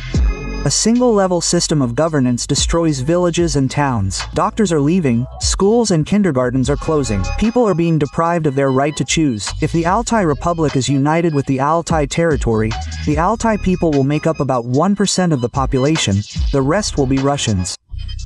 And the living people will turn into a small problem at the level of statistical error.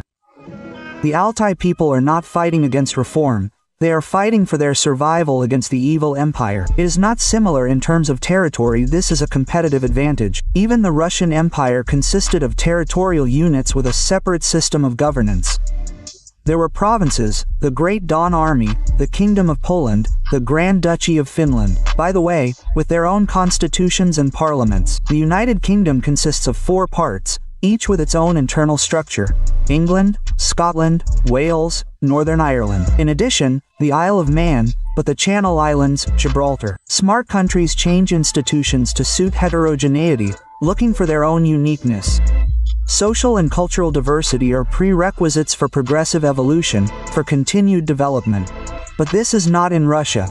While talking on camera about investments, innovations, in practice the authorities are trying to destroy diversity and turn everyone into one obedient herd, uniform. The Russian Federation has driven itself into a dead end of centralism, and any projects imply consolidation and other unitary, stupid strategies. Vertical thinking contradicts free natural development and brings the Russian Federation closer to collapse. Gentlemen officials, do not stop. In the fall, a new head will be elected in the Komi Republic.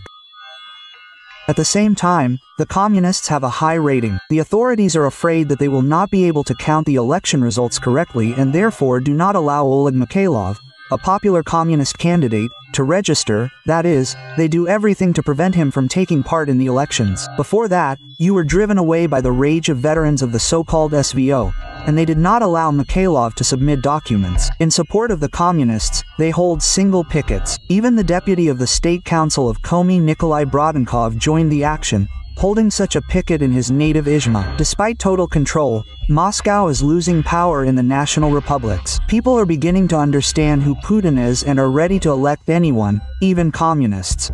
By the way, inventors without alternative elections. What they fought for, they got. They are ready to elect anyone, just not Putin's united Russia. This is already a warning sign. Russia cannot be defeated. It can only be destroyed from within. Russian television continues to admire Operation Web and is no longer embarrassed to admit that it was a complete failure for them. Military correspondent Alexander Kotso said that the strikes on their airfields cannot be called terrorist attacks, because they are military targets. What happened to our planes all over the country? I will tell you honestly, I am not inclined to, qualify this as terrorist attacks. We are, after all, at war. We have a difficult, protracted conflict with a very serious enemy. I am not talking about the collective West now, I am talking about Ukrainians in their purest form, and because they are a very dangerous, cunning, inventive and insidious enemy. And what are we hearing now? It turns out that it is not only the West that is a serious and dangerous enemy, but Ukrainians in their purest form. If at the beginning of a full-scale invasion they were told that they would publicly recognize the professionalism of the Ukrainian special services and would suffer such losses, the Z-patriots would only laugh. After all, his colleagues are still trying to convince the people that they are fighting the collective West, and that is why they have been marking time for years. We are fighting NATO, you are an ignorant Nazi. But Kotz admitted that all this is a lie, and they cannot cope with the Ukrainian armed forces. I'm also not a supporter of blaming everything on Western intelligence agencies. Many of our highly respected authoritative experts today say, it was not the Ukrainians who did this, it was Misha, it was Masad, it was the CIA. Listen, let's not make our enemy, a serious enemy with whom we are fighting on the ground, some kind of stupid monkey that is incapable of anything without its curators Misha or Masad. This is not true. The Ukrainians are very inventive, very cunning, as I have already said. That is, now Russian war correspondents themselves admit that their propaganda is brazenly lying and underestimating the enemy's strength, calling Ukraine a puppet of the West that is incapable of anything without their help. Some aircraft that we no longer make, well, like the Tu-95, for example, yes, the idea itself, the execution itself, it seems to me, is purely Ukrainian. I would still say that this is sabotage, not a terrorist attack, because we are at war and they attacked military airfields, not civilian ones. What happened in terms of execution? Yes, we see this, very, painstakingly prepared in conspiracy theories, conditionally conspiracy theories, sabotage, when, in a rented warehouse, they prepared several trucks that loaded portable cabins, yes, in the roof of which devices were mounted, in which all the fronts were located, controlled via cellular internet through GSM modules. There are a lot of questions. Firstly, well, we were completely unprepared for the fact that there is no rear with these technologies, the question of using FPV drones in the deep rear, but it was a matter of time. Here you go, this time has come. That is, according to the Kremlin war correspondent, as a result of Putin's wisest decisions, Russia no longer has a rear and there are no safe places left in the country. After all, Ukraine can reach anywhere and hit targets thousands of kilometers from the border. This is an issue that we have also been discussing, but I don't know for how many years. The issue of protecting our aircraft at airfields. The issue of physical protection. We are now getting videos from, I think, 2021, where our former head of the Ministry of Defense says that the construction of reinforced concrete shelters at airfields has begun. Where these reinforced concrete shelters are, is unclear. There are no safe places now. I don't know what will happen next. Maybe there will be a submarine base in Kamchatka, nuclear, or in Vedyevo, yes, in the Northern Fleet. Anything. Or launches or launch silos of our strategic nuclear forces there. I don't know what will happen next. The question, again, is about the work of agents, when such a whole organization, yes, clandestine, operates in Russia. That's why it wasn't opened. With this, of course, there are many questions. Here, patriots are already commenting in panic on what is happening with the Russian economy. Gherkin's comrade Maxim Kalashnikov said that Russia is moving toward an economic collapse, because of which a real revolution against the current government could begin in the country. Despite all these cheerful statements that everything is fine, everything is moving forward, we are winning. No, guys, unfortunately, the situation is very bad. I have long forgotten, I ignore words about unprecedented economic growth. Everything, even officially it has stopped, that we have the fourth economy in the world by some purchasing power parity. It is impossible not to see what is happening in the rear right now in the economy. A laminar process of crisis payments, then our production begins to fall, B fall, and first of all, production with high added value falls. As a rule, it begins with the fact that you do not have enough sales for your products and you begin to have problems with liquidity and financial flows. In this situation, the first thing you have to save on, there are no other options, is to reduce the level of wages for workers. You have been gathering them for 3 years, preparing them, teaching them, there were not enough turners, welders, plowmen. And now you say a 4-day week, and unpaid leave and everything else. We, as a plant, were one of those who supplied products to both Roselmarsh and the Jurovsky plant. I have not supplied either one for more than 6 months. Those unpleasant things that happen at Roselmarsh, you see, here is one problem, in my opinion, due to the scale of this company, that trouble, that is happening there, it has become widely known to the whole country, but because they are big, because they cannot go unnoticed. But this is only the money from the very top. After all, the same situation is with everyone. That is, they also have 12,000 people working there, who are at the main enterprises.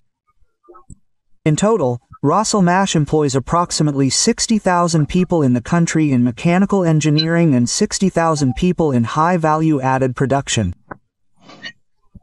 This means that their sales have stopped.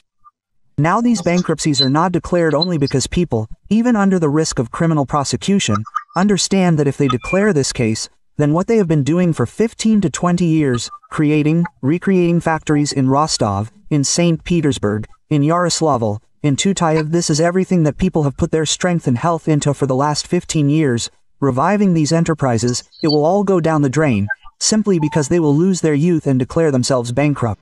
And people are taking risks, but this is yes, up to a certain limit. Our ruble has been falling. It was 100, it became 79. Guys, I want to ask, do you understand what this means that everything Chinese, which had duties from 0 to 5%, has become 25% cheaper on our market today? And then the question arises, are you still surprised that all our trucks have filled all the roads, and KAMAZ trucks are no longer bought in warehouses? We can state that an economic explosion is being prepared in the rear, which should literally burst out in a few months, that a crisis of non-payments will be generated, like in the 90s, in the terrible 90s, which led to the shutdown of enterprises, throwing people out onto the streets. This is simply obvious. So it is surprising that the central government lives in some kind of cocoon and apparently does not understand this problem. Honestly, what is happening now, for me, clearly paints such a continuation of the Operation Web in our economic rear. Klupov stated that the occupiers are not advancing at all. They are advancing too slowly. There are no breakthroughs in any direction. It would seem that we are talking about increasing our capabilities through symmetrical strikes. Ukraine has clearly shown us this. We have experienced it in our own example. The asymmetrical strike on Kursk brought us a lot of trouble. It is not possible to say, but it is necessary to once again raise the issue of changes at the front, a change in this position. Maybe someone will be satisfied with this, that thank God, that at least we are advancing this way, without any breakthroughs. We have talked a lot about the lack of space, the unmanned nature of the equipment, the role of artillery in modern warfare, armored forces. But nevertheless, we also have a general staff, which leads both academies and research institutes. We need to get out of this situation, this creeping offensive, new forms and methods of using troops. And, accordingly, based on this, it is necessary to return again to the question of, the destruction of the leadership. Israel showed us that they practically decapitated both Qasr and the armed forces of Iran. The Second Army of the world is once again being called upon to learn how to fight from other countries.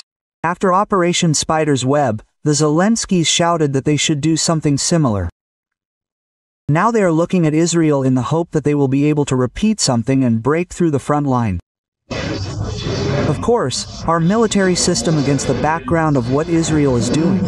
I am not a patriot of Israel, but I must admit that this historical enemy of ours acts very, very effectively against the background of this word. We really should learn. Here, moreover, a very alarming bell has just sounded. A very alarming bell has sounded. In fact, Operation Spider's Web was repeated on a larger scale in Iran. See, how touching. But in fact, this is a model of nuclear disarmament. Nuclear missile potential can be increased by tens of %, and if I were our Bamanda, I would, of course, be scratching my head. Then Zetnik casually stated that Russia is on the road to collapse and will most likely have to be saved. Well, in general, if everything develops the way it is developing, then the Russian Federation will have to be.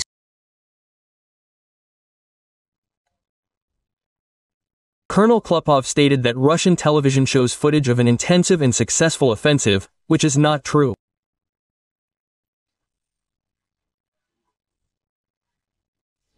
Assessing the situation on the fronts over the past week, one can conclude that the front, regardless of the fact that we have a rosy picture, rosy in the wrong sense, such a promising picture, is on television screens. In fact, the front is in a certain degree of stagnation.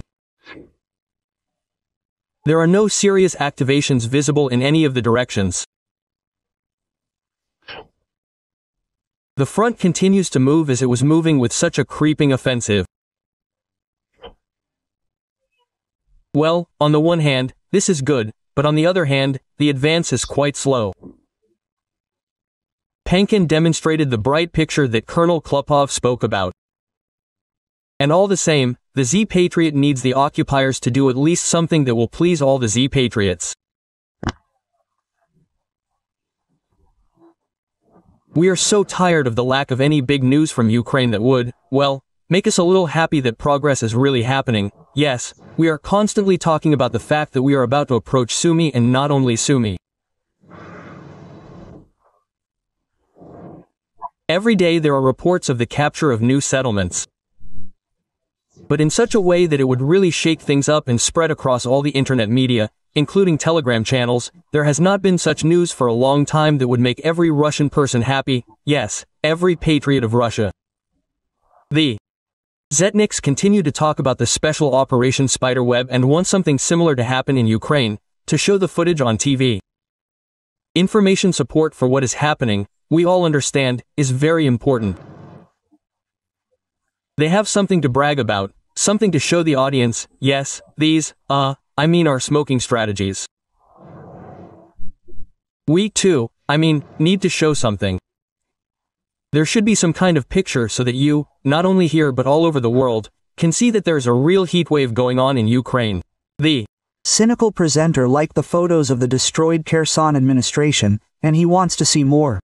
At the same time, the Zetniks do not say a word about the fact that they are striking at civilian infrastructure. It still does not fit in my head that Russians can only be happy about other people's grief. It was a beautiful shot, really beautiful, a blow to the Kherson administration. Now that's what I understand. These are the kind of shots that are needed so that they run to the best telegram houses, so that there is something to show. This would remind us once again that we are really moving forward, that we are really determined.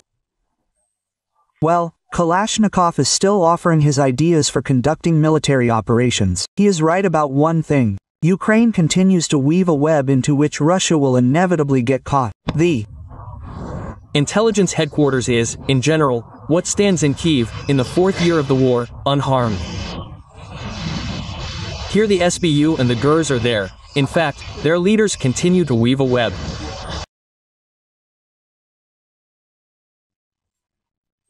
The so-called SVO has been going on for 4 years now, which is why even convinced Zetniks have questions.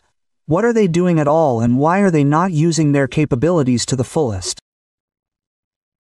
And here the same forbidden question begins to be born. Maybe they just don't have these capabilities? Colonel Rustam Klupov is perplexed. Why hasn't Russia delivered that crushing blow that would have accelerated their desired victory? We are not using all our capabilities, not all our resources. The disruption of logistics is also here, maybe, repeating itself. Yes, it can't be, but repeating itself. We have talked about this very often. We also talk about these notorious bridges across the Dnieper. And the whole war consists of two parameters. These are technical capabilities and political will.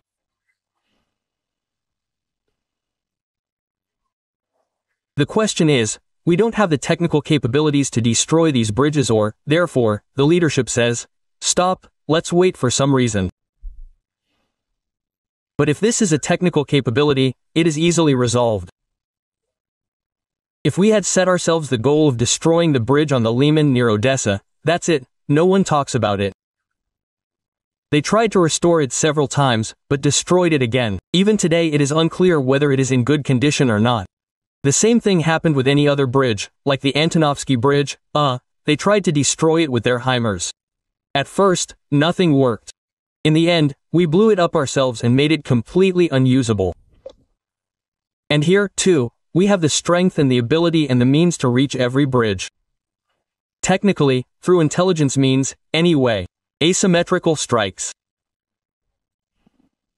It would seem that we are talking about, increasing our capabilities through symmetrical strikes. Ukraine has clearly shown us, we experienced this by our own example, the asymmetrical strike on Kursk brought us a lot of trouble.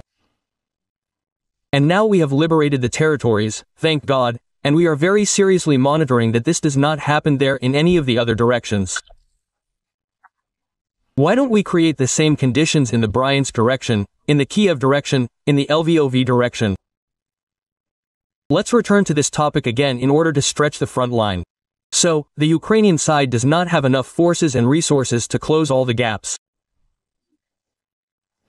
And it is difficult for them, difficult enough to stretch their forces in these directions in order to weaken their resistance in the direction of the main attack.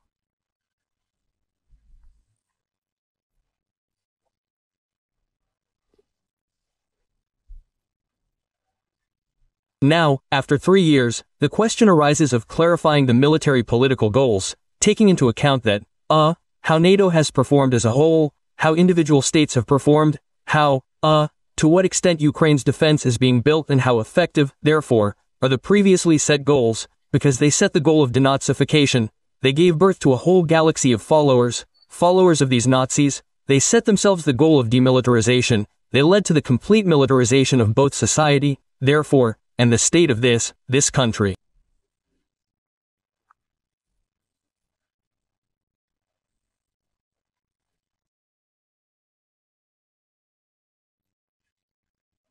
Alexander Chelenko, a journalist who betrayed Ukraine back in 2014, admitted that people in the occupied territories still watch Ukrainian television via satellite dishes, which is why he called for fighting this problem. After all, these people can receive information about Russia's war crimes. 3 years after the restoration of historical territories with Russia, the Kiev regime does not abandon its attempts to influence the immature minds of newly minted Russians. What do you think, is our propaganda, including in the media, coping with its task? Because it seems to me that we are not doing enough to convey our point of view, including to the historical regions of Russia. Even now, yes, after 2 years, well, then it was 2 years, and now it is the same, 3 years after the new territories joined the Russian territories.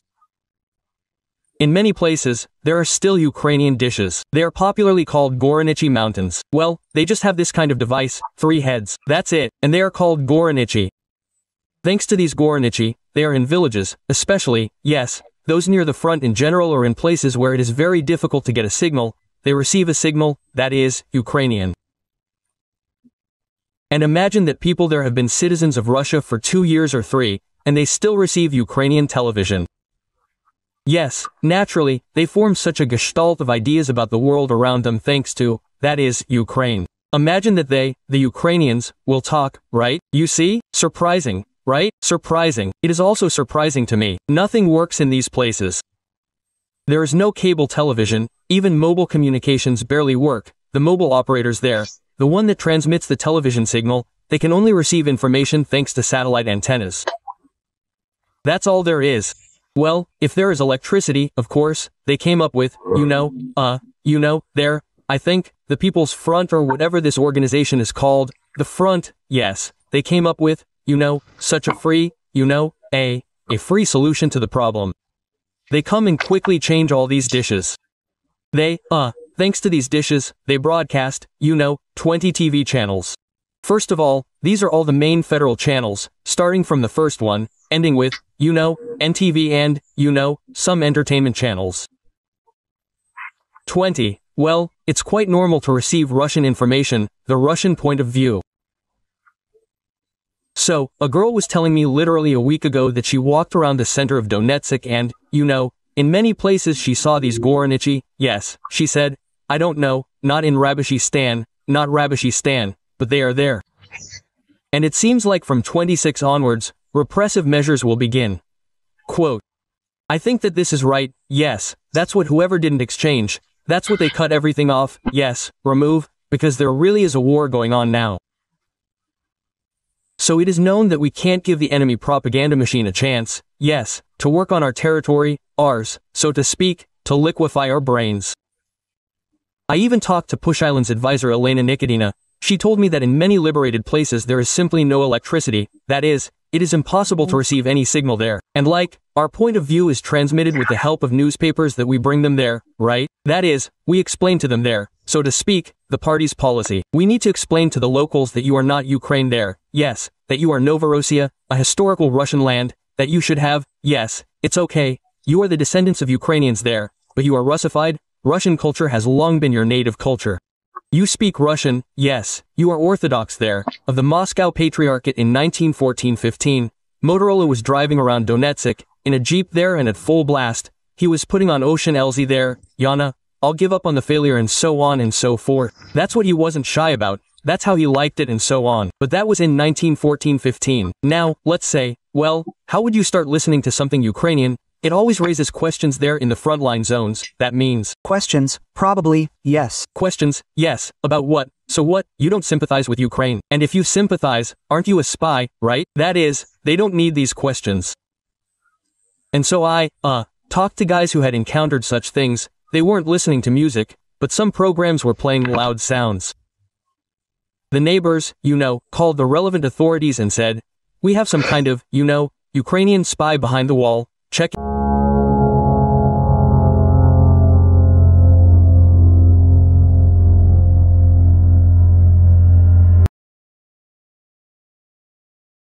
Russian political scientist Georgy Bove admitted that Russia will not be able to achieve its goals because there are no obvious changes on the battlefield, and no one will accept their terms at the negotiations.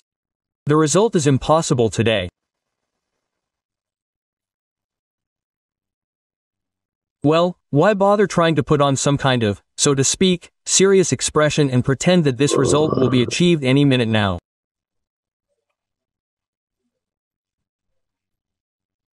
It is impossible, because the negotiating positions of the parties are irreconcilable, they are incompatible, and there are no prospects for, finding some kind of compromise there. Neither side wants to make any concessions. Somehow, Ukrainian officials have become bolder after this, especially at the level of Zelensky. He says that they are somewhere a few steps away from victory over Russia. This is the first point, and, in my opinion, the head of the terrorist organization of the SBU, Malyuk, a terrorist, an extremist, made a rather alarming statement. It is also important to talk about this. Where would we be without it? Because everything needs to be talked about everywhere. And there, a rather alarming, I will tell you again, quote, the SBU will beat the enemy where he considers himself unreachable. We are working to surprise him with new surprises, no less painful than the web itself. Quote, does this mean that they will try to pull something like this again, despite the fact that the states, obviously, told them that it is not good to do so?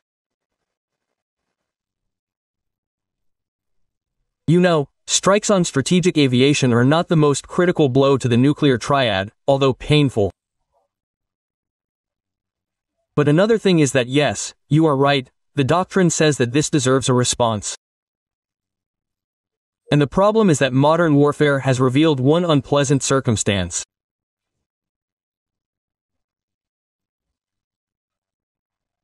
Our vast territory, which for many centuries was Russia's main strategic advantage, has become its main strategic disadvantage, because it cannot be covered entirely by air defense systems, as it turns out.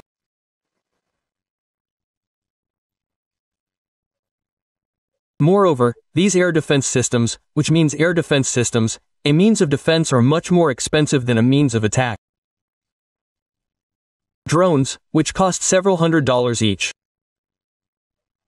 And with, sufficiently massive Western assistance, they can be slapped together and sent in hundreds every day, to various objects, infrastructure, peaceful, civilian, military, all sorts. And this problem, it has not been solved, as we see, it has not been solved in any way. The strikes that began, just for a minute, only in 2023, the first drone flew to the Kremlin, and since then these strikes have only escalated. This problem has not been solved yet. Moreover, I am sure that it will not be solved by creating any buffer zone, because this buffer zone will have to be created up to Poland, up to the border of Poland with Hungary and so on.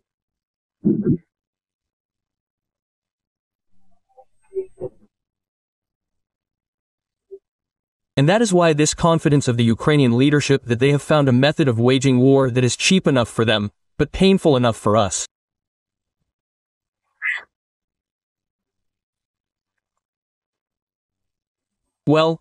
Civil aviation suffers huge losses.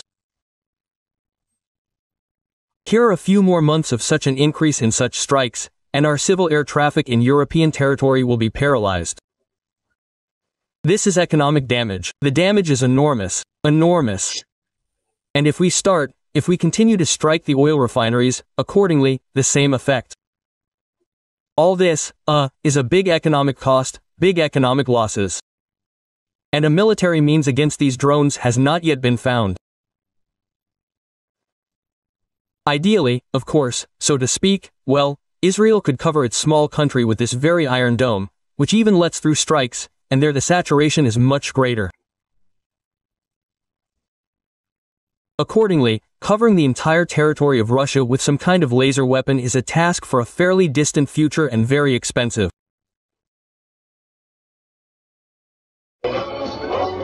We don't even have any desire or thoughts about it, realizing that this day for a person can be the last. Russians do not abandon their own, they eat them. In a radio intercept of the GUR, the commander of one of the units of the reconnaissance battalion of the 68th Motorized Rifle Division of the Russian Armed Forces says that a Russian occupier with the call sign FOMA was considered missing in action, but, as it turned out, he actually disappeared in the belly of another occupier with the call sign Brelok. So the keychain ate my mouth. No one ate anywhere. The keychain knocked him down, and then ate the reception for 2 weeks. Come on. On yourself, little Chelik. And the keychain really was there 200 to 1, when, well, yes, they say 200 was. But he ate his partner, so this is just him for reflection, I myself. As it turned out, later they found negatively alive, but well fed and the keychain itself. Together with FOMA, he fought in the Kupiansk direction in the area of Zapadnoy and the village of Liman I as part of the 52nd Separate Reconnaissance Battalion. Glorify Russia in a single march. Glory to Russia. Well, besides the fact that the Russians eat their own, they also throw them in. During the latest repatriations, Russia handed over the bodies of its own soldiers to Ukraine. Here's a specific example. Corpse number 19,225 is dressed in the uniform of the Russian Armed Forces. He has a dog tag and a passport of a citizen of the Russian Federation, extracts from the commander's order, as well as a military ID. This is Bugayev Alexander Viktorovich, a serviceman of the 1st Battalion of the 39th Separate Guards Motorized Rifle Brigade of the Armed Forces of the Russian Federation. His relatives began searching for him at the end of March after he disappeared in the area of Novomykhailovka in the Donetsk region. And this is not an isolated case. Russia does not give a damn about its citizens. They simply throw their bodies in with the bodies of Ukrainian soldiers. Russia is what it is. And we are not ashamed to show ourselves as we are. In the Belgorod region, a soldier killed a conscript and fled with a weapon. Channel Astro reported that the culprit is a 34-year-old resident of Karelia Yenis Boyev. He fled from his position near the village of Dunayka. In the morning, they reported that the deserter had already returned and surrendered to the military police. He was hiding in the forest nearby, and the machine gun he used to shoot, killed a conscript, was found on the territory of the unit. In Chita, there is a shortage of drivers to remove garbage. 5 former drivers quit and went to war. New candidates cannot stand the difficult working conditions and quit after training. Due to the shortage of workers, the remaining drivers are forced to often work overtime. Garbage trucks leave even at night. The military court sentenced the volunteer of the Army of Beauty's movement Nadezhda Rossi to 22 years in prison. She was found guilty of treason, financing terrorism and calling for action against Russia's security. Volunteers of the movement collected humanitarian aid, evacuated civilians and animals from the combat zone. Special Governor of the Leningrad region Igor Petrov was found dead with a gunshot wound. The 66-year-old official represented the governor in the Legislative Assembly of the region. Igor Petrov's body was found in a country house in the Seveloshki district. According to the preliminary version, he accidentally shot himself while cleaning his weapon. Residents of Kazan were advised to take cash to the party. The deputy head of the city's executive committee said that there could be problems with communications. In the last week, entire regions have been suffering due to the internet shutdown. This is being done due to the threat of drone attacks. Deputy Speaker of the State Duma Vladislav Davankov revealed the secret of Elon Musk. It turns out that the billionaire has applied for political asylum in Russia. This statement is currently under consideration by the Ministry of Foreign Affairs. Davankov shared this crazy news at the St. Petersburg Economic Forum. Considering the format of the event, which is more like a clown show, Davankov's words should be treated with a fair amount of skepticism. MIT has already responded that Davankov does not work for them. We are waiting for Elon Musk's comment. A war criminal wanted by the International Criminal Court says that the destroyed residential areas are a military facility. If your journalist saw how our entire residential areas were destroyed by our missiles, they would hardly be able to tell you anything about it. They would not have survived. Psychiatrists have enough work here for 100 to 150 years. If they saw anything, they saw it from the side. And the strike was not on residential areas, but on military-industrial complex facilities. War is peace, freedom is slavery, and a destroyed 9-story building is a military-industrial complex. One of the goals of the special military operation is the demilitarization of Ukraine, that is, depriving it of the ability to have armed forces that threaten us.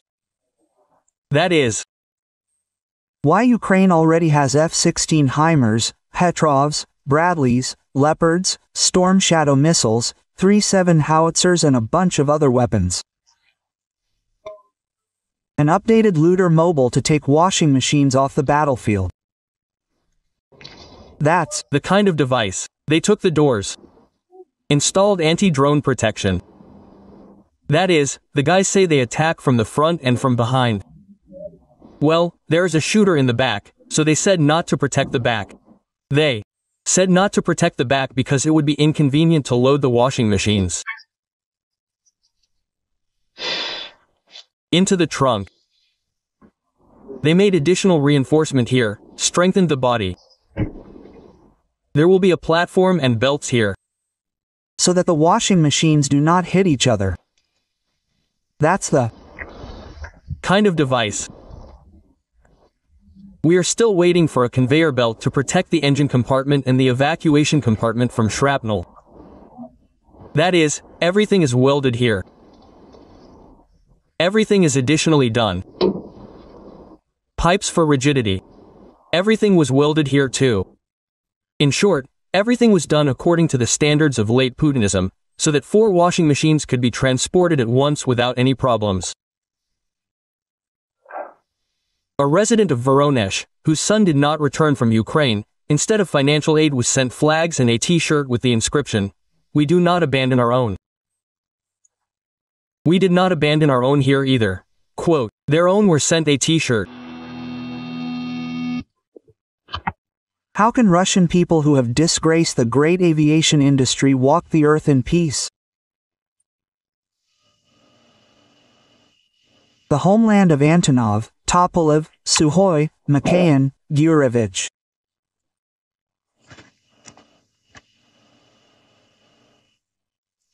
And now someone appears and says, well, billions here and there, billions there.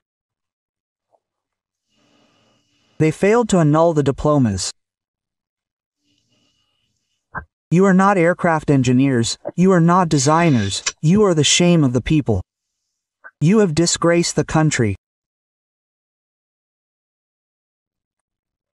T-patriots are already commenting in panic on what is happening with the Russian economy.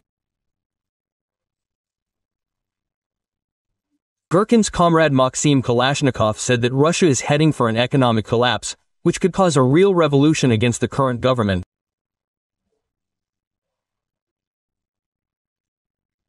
He admitted that Putin's assurance that the economy is growing and sanctions have benefited Russia is a blatant lie.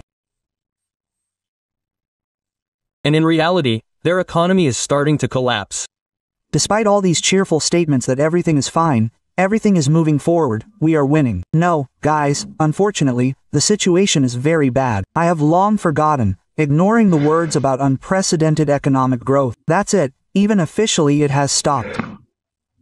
That we have the fourth economy in the world in terms of purchasing power parity, one cannot help but see what is happening in the rear, namely in the economy. He also interviewed Vladimir Baglayev, director of the Cherepovets foundry and mechanical plant, who said that production could soon stop completely, followed by a wave of bankruptcies at enterprises. According to him, there is a serious crisis in Russian mechanical engineering, which is why free vacations are being introduced, the work week is being shortened, and teams are breaking up. A new process is beginning with credit payments, then our production begins to fall, the GBP falls, and first of all, production with high added value falls. As a rule, it starts with the fact that you do not have enough sales for your products and you start having problems with liquidity and cash flows. In this situation, the first thing you have to save on, there are no other options. This is a reduction in the level of wages for workers. You have been gathering them, preparing them, teaching them for 3 years. There were not enough turners, welders, plowmen. And now you are talking about a 4-day week, unpaid leave and everything else. For example, the largest plant, Rosamash, where tens of thousands of people work, was also on the verge of bankruptcy.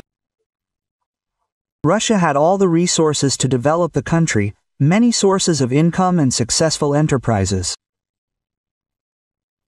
But instead of growth, they chose to ruin their country through a war of conquest against Ukraine, killing hundreds of thousands of Russians and destroying their own economy.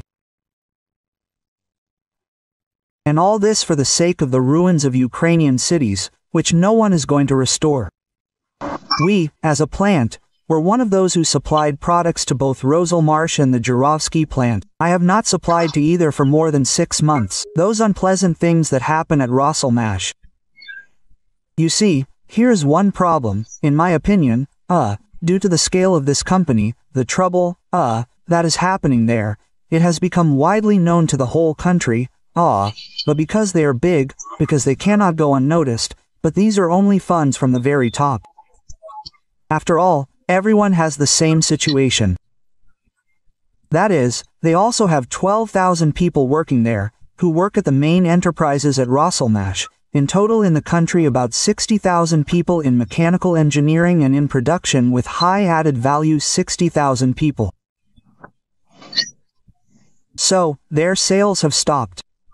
Now these bankruptcies are not declared only because people, even under the risk of criminal prosecution, understand that if they declare this case, then what they have been doing for 15 to 20 years, recreating factories in Rostov, in St. Petersburg, in Yaroslavl, in Tutayev, this is everything that people have put their health efforts there for the last 15 years, reviving these enterprises, it will all go down the drain, simply because they will lose their youth and declare themselves bankrupt. And people are taking risks, but this is yes, up to a certain limit. Our ruble has gone down, it was 100, it became 79.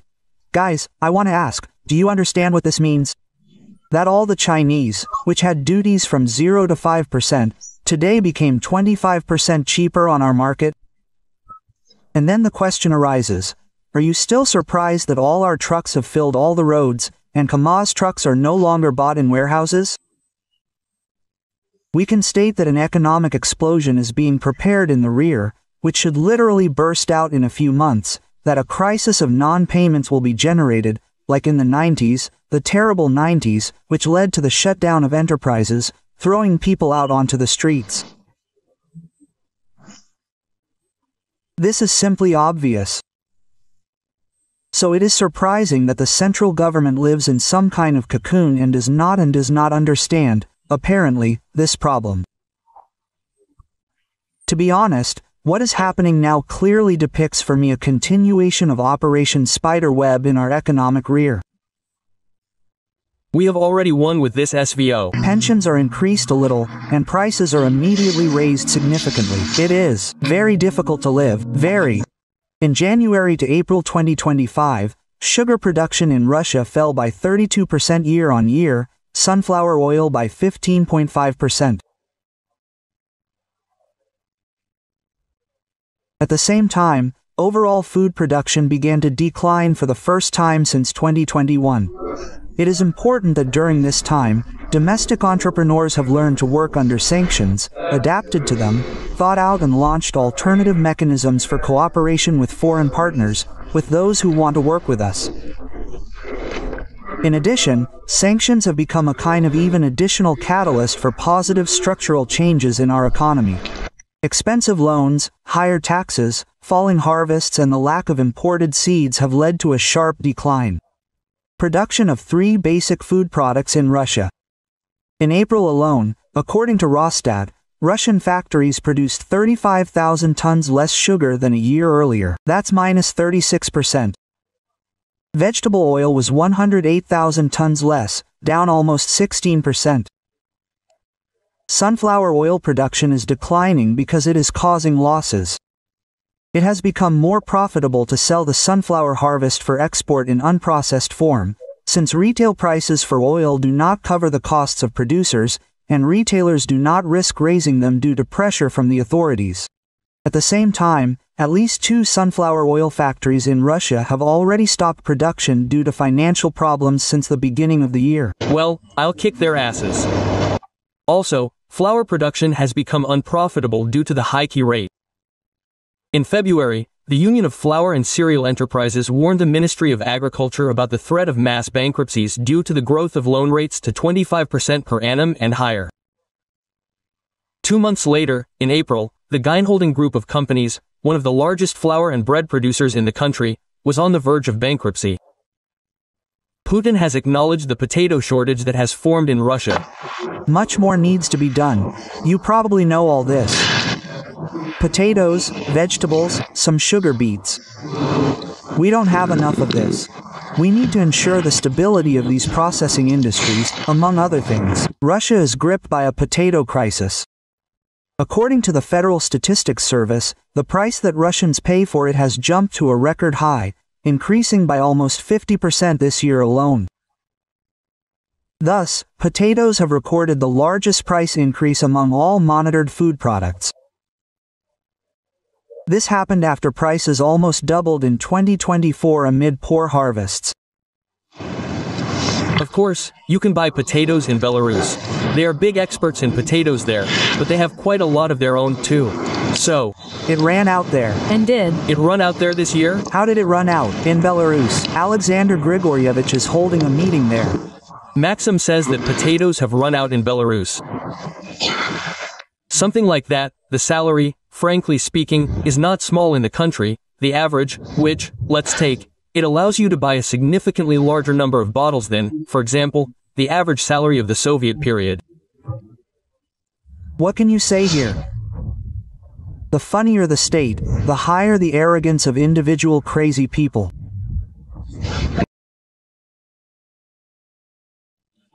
Growth is exhausted. How military mobilization and the raw materials crisis stopped the Russian economy. The Russian economy, which in 2023-24 demonstrated record growth rates of up to 4.5% per year. In the spring of 2025, it began to noticeably stall. Already in the first quarter of this year, annual GDP growth fell to 2%, the minimum level since the beginning of the Great War.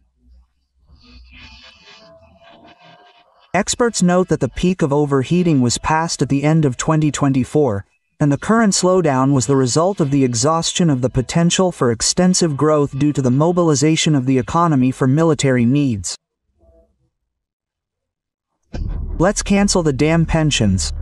Propagandist Sergei Mordin figured out how to solve demographic problems in Russia. So you gave birth to yourself, raised children, then you will have something not to eat in old age. No, you will die. Okay, he is an idiot. But those who consume this information product have completely become brutal. Transfer of resources to the military sector and stagnation of civilian industries. The main factor in the slowdown. Large-scale transfer of resources to the defense sector. According to the Center for Macroeconomic Analysis and Short-Term Forecasting, CMASF, the civilian industry went into recession in the first quarter of 2025. Production volume fell by 0.8% per month. And in a number of industries, electrical equipment, mechanical engineering, building materials, the decline was even deeper. Financing the war requires constant investments in the military-industrial complex, which leads to a shortage of investment and personnel in civilian sectors. The high key rate of the central bank of 20% additionally restrains economic activity and makes it difficult to access loans. Colossal injections of funds into the military-industrial complex, a drop in oil prices as a result of Western sanctions, an increase in the inflation rate of more than 10%, as well as an increase in the key rate to a record level of 21% have led to the fact that the standard of living in Russia is rapidly declining. Falling oil and gas revenues. The second reason for stagnation is the decline in oil and gas revenues. If in 2022, energy exports brought in record revenues, then in 2020 the situation changed radically. Ural's oil prices fell to $53. Now, due to the war in the Middle East, they have risen again to 68.5%. Dollars per barrel, and gas exports to Europe have practically disappeared. The Russian Ministry of Finance has already revised its budget plans, reducing expectations for oil and gas revenues by 2.6 trillion rubles and increasing the budget deficit forecast to 4 trillion rubles to compensate for Gazprom's losses. The authorities are discussing a sharp increase in gas tariffs for industry by 10% twice a year, which will lead to higher energy prices for businesses and the population. People's incomes are working on their income. Well, yes, prices are rising, but salaries are not very good. Understandable. But the most important question, in fact, our country is boundless. Recently, even Trump himself, characterizing his conversation with Vladimirovich Putin, said that Russia is so limitless in its capabilities that he did not continue. We lack everything, as the financial bloc says. Social price for patching budget holes. The government increases the tax burden. Income tax growth to 25%. Progressive scale of personal income tax for high incomes, and also reduces real social spending. Inflation, although it slowed down to 7% in March, remains high, reducing real incomes of the population. At the same time, delinquency on loans is growing. In the first quarter of 2025, the volume of problem housing loans in Sberbank increased by 90%, reaching 285 billion rubles. You know, I read, it seems to me, the right idea about inflation. It was written there that if you do not buy, then the prices are normal. And everything is clear, right? Exhaustion of the growth model. Even Kremlin managers admit that the extensive growth model based on mobilization and raw materials exports has exhausted its potential. As Deputy Chief of Staff of the Presidential Administration Maxim Worishkin notes, the Russian economic growth model has been exhausted. Everything is stable, steadily down, steadily negative growth. But this is the result. In addition, Kyiv's Western partners also intend to force the Kremlin to peace talks with Ukraine. Thus, Senator and Republican Lindsey Graham said that it is necessary to introduce new sanctions against Russia before the summit of the G7 countries in June, Bloomberg reports. Graham reminded that the bill already has 82 co-authors, and he is coordinating work on the document with the White House. The bill, let me remind you, provides for the introduction of a 500% tax on imports from countries that buy, in particular, Russian oil products and uranium. What will happen next? The Russian economy is already close to the line. Reserves are running out. The growth model is not working, and the war is accelerating degradation. Higher tariffs, stagnation, inflation and rising poverty are the direct consequences of the course of recent years. If the situation does not change, then in the near future Russia may again face the need for mass imports of food and essential goods, like in the 90s, when Bush's famous legs appeared on the shelves. Help, the Russian economy works on the principle, Pa, will you drink less? No, children, you will push less. And in this sense, the Kremlin's priorities are connected with military production, connected with some kind of filling, social payments, which are certainly guaranteed to be made there. Yes, they are not indexed the way people would like. Yes, they do not cover, they are becoming less due to inflation, but nevertheless they are paid. These will be the priorities. This means, as we have already said, fewer roads will be built, fewer bridges will be repaired, less dilapidated housing will be resettled, and the housing and utilities networks will remain in the form in which they are, in which we are accustomed to seeing them all.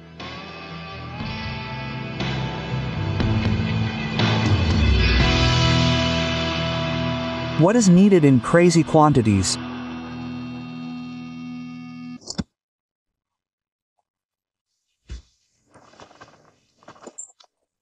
How do you imagine this?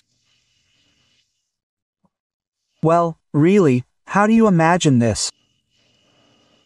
Is this collective irresponsibility? Is this mutual responsibility? I really don't. I don't understand. How is this possible? The country is at war. We need light aircraft, and in large quantities. Aviation, which now needs to be equipped with modern weapons and solve the problem of intercepting all that unmanned crap with which they are trying to attack our regions.